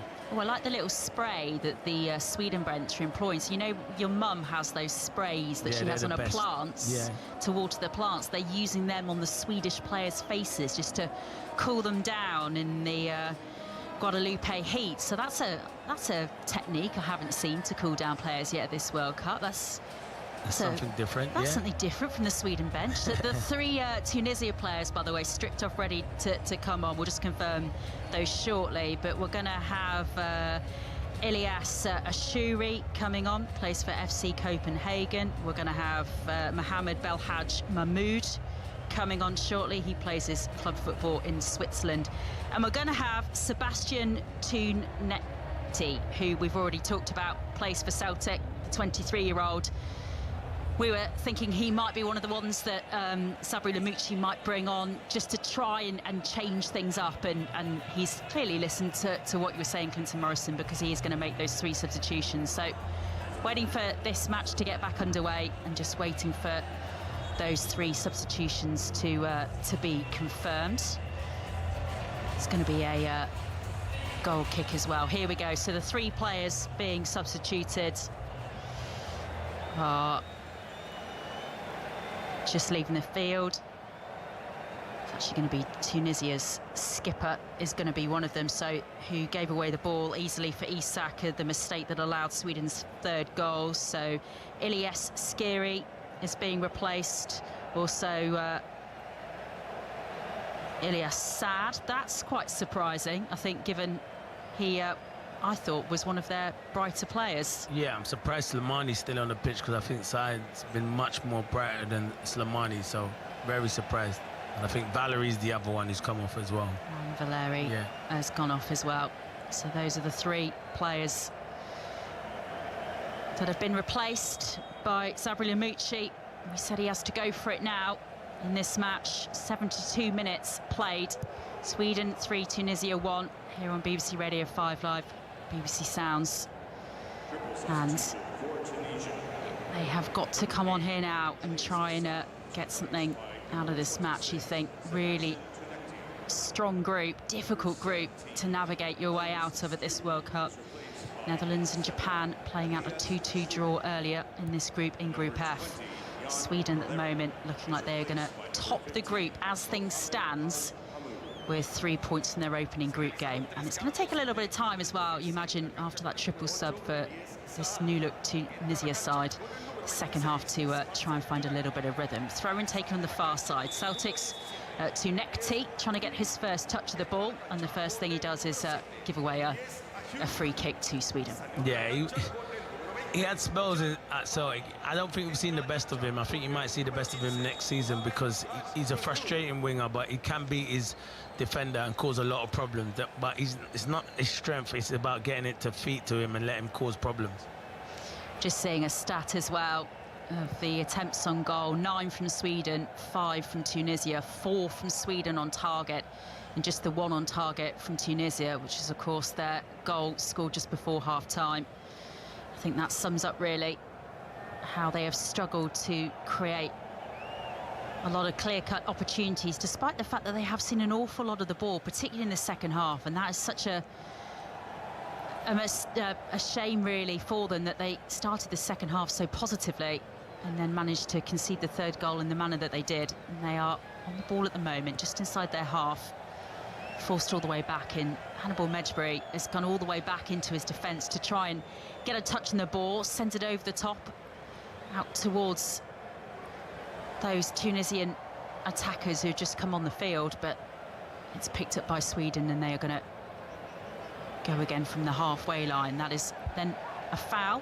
Is it given away by Hannibal Mejbri? No, but the ball has gone out of play for a throw, which will be Sweden's, which they will take quickly, although they have now given away a free kick of their own. Lucas Bergvall with the foul on Hannibal Mejbri.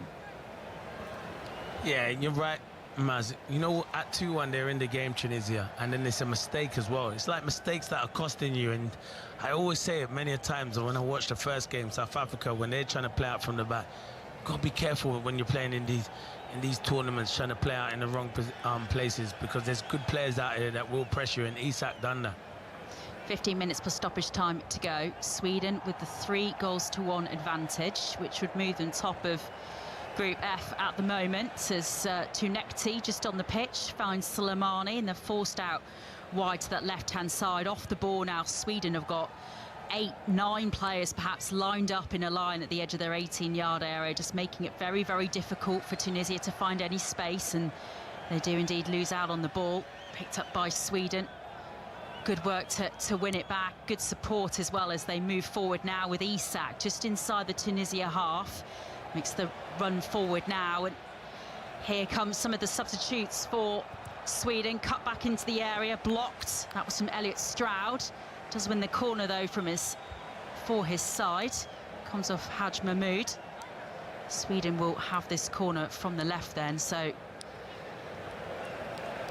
we'll be asked to take this quickly by the referee, but not a huge amount of speed and urgency from Yashin Ayari. This is going to sweep this in from the left-hand side. Isak Hien, Lagerbilke. Sweden defenders up in the 6-yard area, just trying to give the Tunisian defenders something to think about. Gyökeres there as well, being marked by the Tunisia goal scorer. Here comes the corner from the right-hand side, cleared by Tunisia. Sweden's tried to send it back. It's sent up high into the air. Hien tries to bring it back under control, and the referee blows for a Tunisia free kick, and they will send that forward, you imagine, in the next few seconds, with 77 minutes played now. Sweden still leading by 3-1. Yeah, the game's gone flat. You can tell it's gone flat because the crowd have gone flat, and they're getting frustrated, Tunisia fans, and that's down to Tunisia players now to get the fans going again and, you know, have a spark for the last 15 minutes. And this triple substitution as well from Sabri Amouchi has just really disrupted Tunisia's rhythm as well. And they are, I think it's really what marks that out is the fact that Hannibal Mejbri is so far back now, almost playing sort of a defensive midfield role rather than getting further forward as he was earlier on in this match, because he's not seeing the ball when he gets forward. And that's also down to Sweden just making it very difficult for Tunisia to find any space in their half as well. But yeah, do have a look on the BBC Sport website and app at the goals from this game. That mistake from the Tunisia captain that really has wrapped up the 3 points for Sweden, you feel. Ilyas Skiri's lingering on the ball too much. It was rolled to him by his keeper just outside the Tunisia area, pounced on by Isak, and Gyökeres able to finish as they tried the cross into the area from the byline, Tunisia, but the referee said the ball went out of play, and that's going to be a Sweden goal kick. The other good new feature that I was trying out as well over the last day or so, Clinton, is if you don't want to know the scores from the games that you want to see highlights of, and you've had a little nap overnight or during the day, if you've been staying up watching games, is the no spoilers highlights. Have you seen these?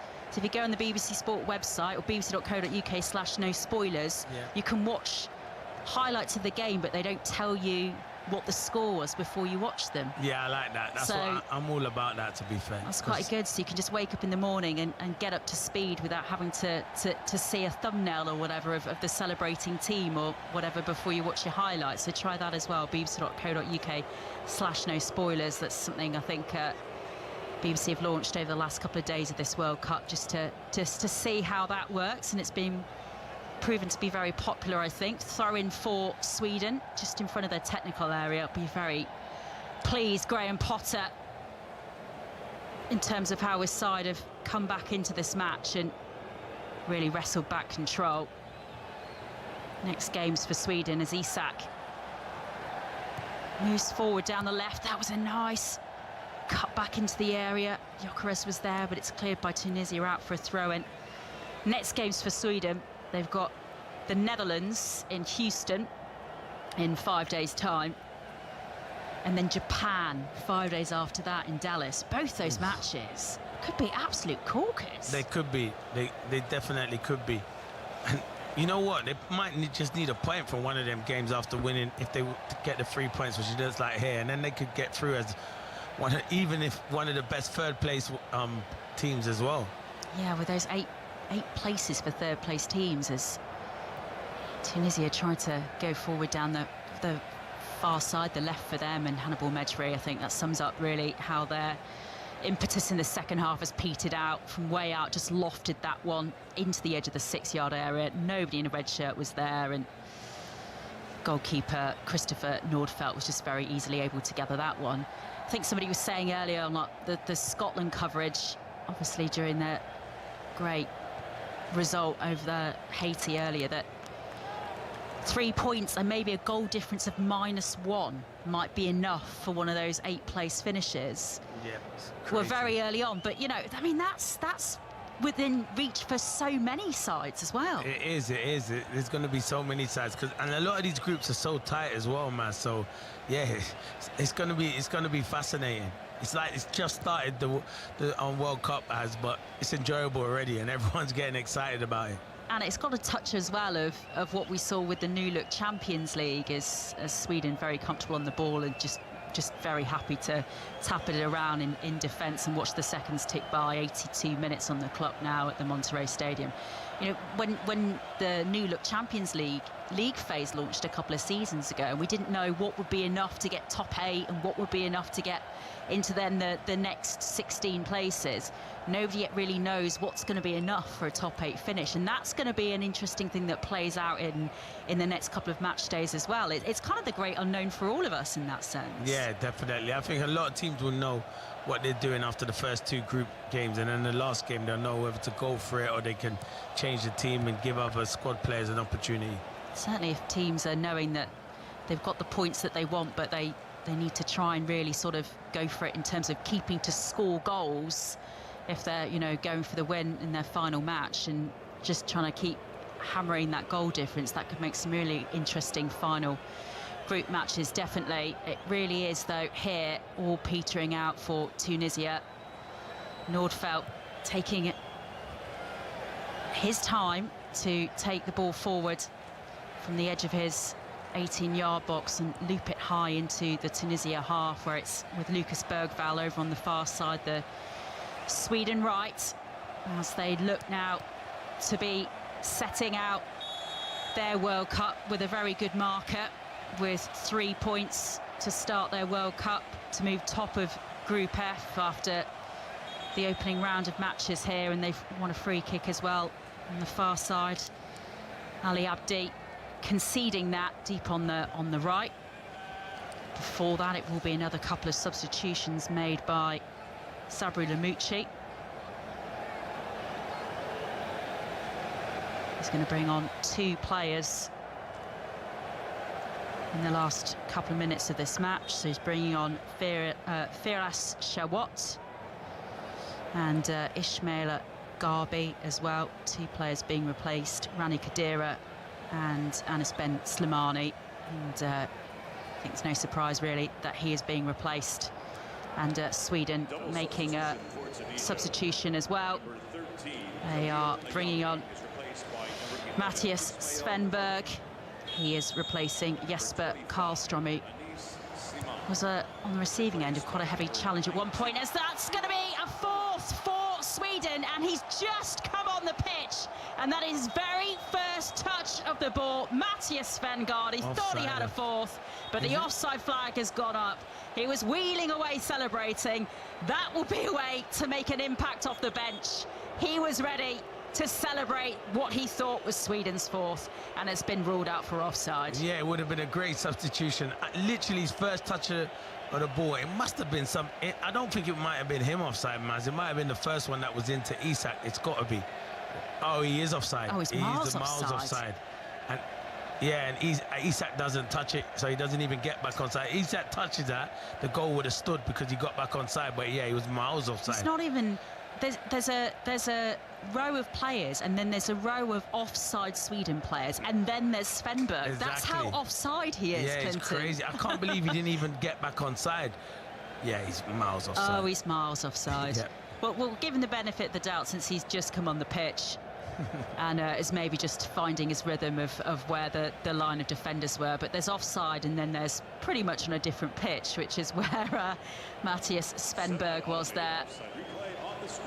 And they're just showing a replay of it on the big screen, but we don't need to see that again. I think watching in the stands, they could see that was offside. You know what they're checking for? Not because he's offside, to see if Isak touches it. If Isak touches it, the goal's going to stand. If they're saying Isak, if he flicks it and it hits a bit of his boot, he's saying he touched it, then the goal will stand. Because when Isak flicks it back to him, he gets back on an onside position. So that's what they're saying, and that's what they're checking. So the referee's just asking everybody just to pause as he's hearing from the VAR officials. And they're having obviously a good old check on this, as Clinton's explaining. Victor Lindelof is just having a chat with him. Number 19 is in onside position, final decision goal. He's give a goal, yeah. It's because you know why? Isak's touched it. He's got back into a position. They haven't noticed yet, and now they've noticed because... And now Mattias Svenberg, he was delayed by a minute or so, but now he can celebrate. He came on the pitch, his very first touch of the ball. He looked like he was in an offside position, but because, as Clinton says, Alexander Isak got the touch initially off the Sweden free kick, back in an offside position, and his very first touch of the ball at this World Cup, and he has given Sweden a 4-1 lead over Tunisia. That is some impact to make off the bench from Mattias Svenberg. Yeah, it's a good finish from Svenberg, but yeah, I can understand why the Tunisian players will be disappointed, because I didn't. When you look at it, I don't know what touch. They didn't know that there was a touch from Isak, and you can see it here. Oh, it's just the slightest of touches. Maybe a slight of his toe, yeah. So outside right boot, isn't it? Yeah, you're right. He's outside of his right foot, and they're probably, yeah, there is a touch there. So you know what? Credit VAR, credit the referee. They get it spot on. And it's not been a 4-1 game. If you didn't watch this game or you wasn't listening, you wouldn't believe it was a 4-1 game. But they've been ruthless in front of goal, and Tunisia have made too many mistakes and haven't had the quality in the final third. And as well, like we were just saying ahead of that fourth goal for Sweden, it's all about the goal difference as well in some of these groups. If you're challenging for one, or hoping to challenge for one of those 8 best third place finishes as well, so you want to try and keep the goal difference as positive as you can. And the difference between a 3-1 defeat and a 4-1 defeat, we will see how that plays out over the next couple of weeks. But well, if Tunisia heads were down before. They certainly are now, and they could concede a fifth here. That's a very good save, actually, from Shamak. Straight at him, though, from Isak, but running onto the ball again, the Liverpool number 9. Right-footed strike straight at Shamak. Parried it away to safety. Yeah, it was good play. Victor Gyökeres got his head up there and rode it to Isak, and you were thinking side foot he's going to find the bottom corner, but it was a good save from Shamak, but it was a save that you expected him to make as well. 2 minutes plus stoppage time to go then, and this is going to be celebration time for the Sweden fans in the stands, and that's certainly what's happening. It's like a bubbling, melting pot of just yellow and blue shirts jumping up and down in the stands in the Monterrey Stadium, celebrating. And it must be quite some emotions for those Sweden fans following their team at this World Cup, bearing in mind that a couple of months ago they didn't even think they'd be here, and now they're going to go top of Group F after their opening group match. It's really quite remarkable. From the lows to the highs for the Sweden side under Graham Potter over the last few months. They are going to make a couple of more substitutions right at the end of the 90 as well. Graham Potter in the next couple of minutes. One of those is going to be Anthony Elanga as Hannibal Mejbri tries to get the ball away from Sweden, but it's won back by Bergvall. Nice 1-2 with Gyökeres, and then a really good challenge coming in from Mohamed Amin Ben Hamida to get the ball away from Lucas Bergvall as he was running in on goal. Gets it clear. That's a well-timed challenge needed to be. It's a brilliant challenge because Bergvall is just passing that into the bottom corner, but it's a fantastic challenge. Yeah, but they've gone now, Tunisia. They want the final whistle. They look dejected. They look short of ideas, and yeah, Sweden want more goals, as you said, Maz. It could come down to goal difference at the end of it. Waiting for the substitutions to be confirmed now, as we're just having a look on the replay monitors as well again at that toe from Alexander Isak that meant that goal from Matthias Svanberg did indeed stand, and he's one of the players that's been substituted at the end of this match. Alexander Isak. Anthony Elanga has come on. Bernhardsson has gone off as well, and the other player coming on for Sweden is Daniel Svensson, 24 years old. Looking forward to seeing more of Daniel Svensson at this World Cup, Clinton, as Sweden just taking this corner from the left-hand side, fired over to the far post. Shamak again tries to get a paw on that. Doesn't connect with it, but it goes out of play for a throw-in. But he plays for Borussia Dortmund at the moment, Svensson, 13 caps. He's been linked with Arsenal and Real Madrid, described by his Borussia Dortmund manager as a running machine, and somebody that apparently some of the really big clubs in Europe are keeping an eye on. And platforms and stages like this is when you make a statement, isn't it, really, in terms of your career, if you're going to make your mark at that next level. So he might be one of those. You know what, Maz, if he's that good, how's Graham Potter not starting him? I'm thinking, how can you not get in this team then, to be fair? But yeah, by all accounts, he's a top player, and if some of those top clubs like that are looking at you, be interested to see how he does in the World Cup on the big stage. Oh, it's a marathon, isn't it? A World Cup as well. The 26 players, I'm sure we'll get to see more of him, but this must be a big occasion for him as well, coming on for this, his first World Cup. And we are into stoppage time now at the end of this match. 6 minutes at the end of this match for Tunisia to see out, really, and they really just want this match to end, as Clinton was saying. Next up for them after this game, they actually stay in Monterrey. They will play again in this stadium in 5 days' time. They've got Japan before they then make the move to Kansas City to play the Netherlands 5 days after that. So it's going to be a tough old ask, both of those matches, for this team. It's a very, very tough group, as we were saying. It's a free kick for them, though, deep on the right-hand side of the area. Headed out by Lucas Bergvall from Sweden's 18-yard box. Sent back in by Tunisia from distance, and that's parried away by Christopher Nordveld. It needed to be, and then they win the free kick. That was a shot with real venom to it from Ashuri from way out wide. Yeah, he had 1 foot in his mind, Ashuri. It was a comfortable save, but we're seeing a replay there. It's like a snicko, haven't they? It's like snicko in the cricket, you got isn't in it? cricket, and that is. Yeah, well, it looks like that line's always there, though. Look at it, the snicko does go up when it's there. So, yeah, I like it. And if the snicko says it works in cricket, it can work in football. What we're just seeing on the monitor is a little panel like you see with the snicko with umpires review in the cricket, just showing the connection, the slightest of little connections with the right boot of Alexander Isak with the ball ahead of then that fourth goal for Sweden. That goal from Mattias Svenberg. So that's a little good bit of technology that I hadn't seen yet at this World Cup. That's quite fun. What we also saw there is Tunisia have the ball deep in their defensive half, and just really seeing the seconds tick by now.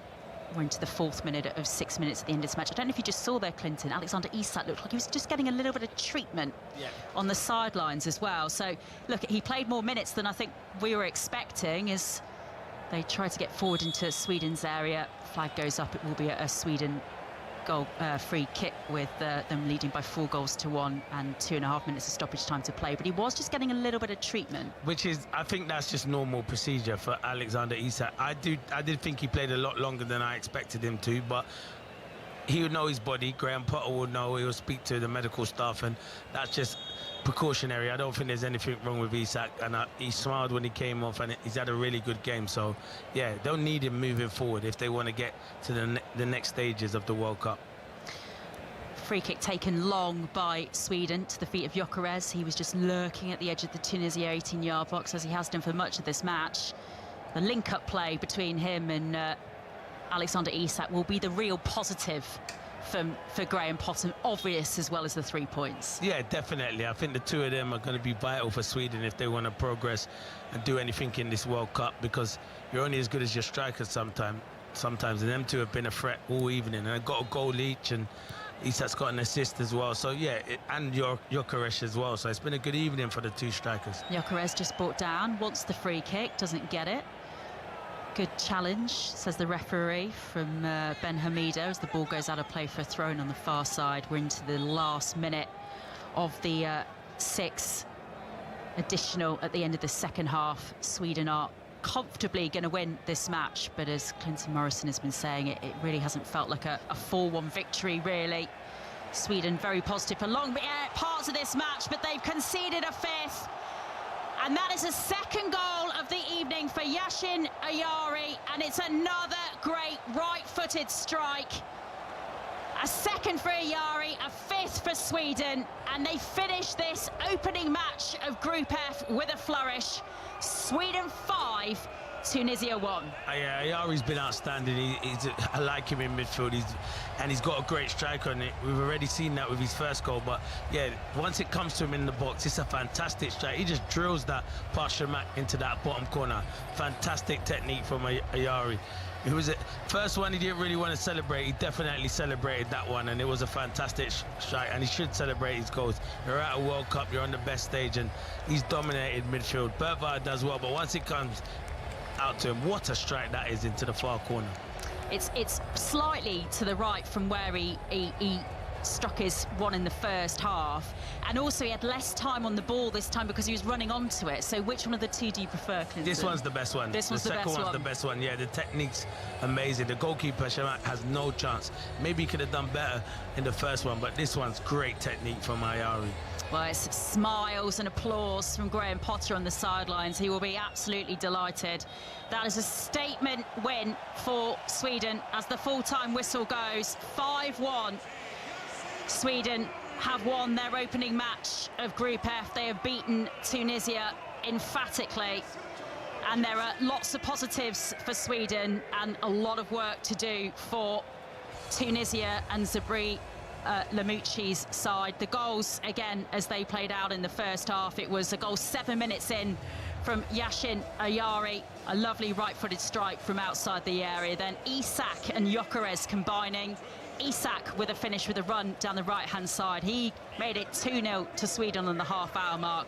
Omar Rakik heading in, a nice ball from Hannibal Mejri just to make it interesting at half-time. Tunisia then coming out and really trying to build on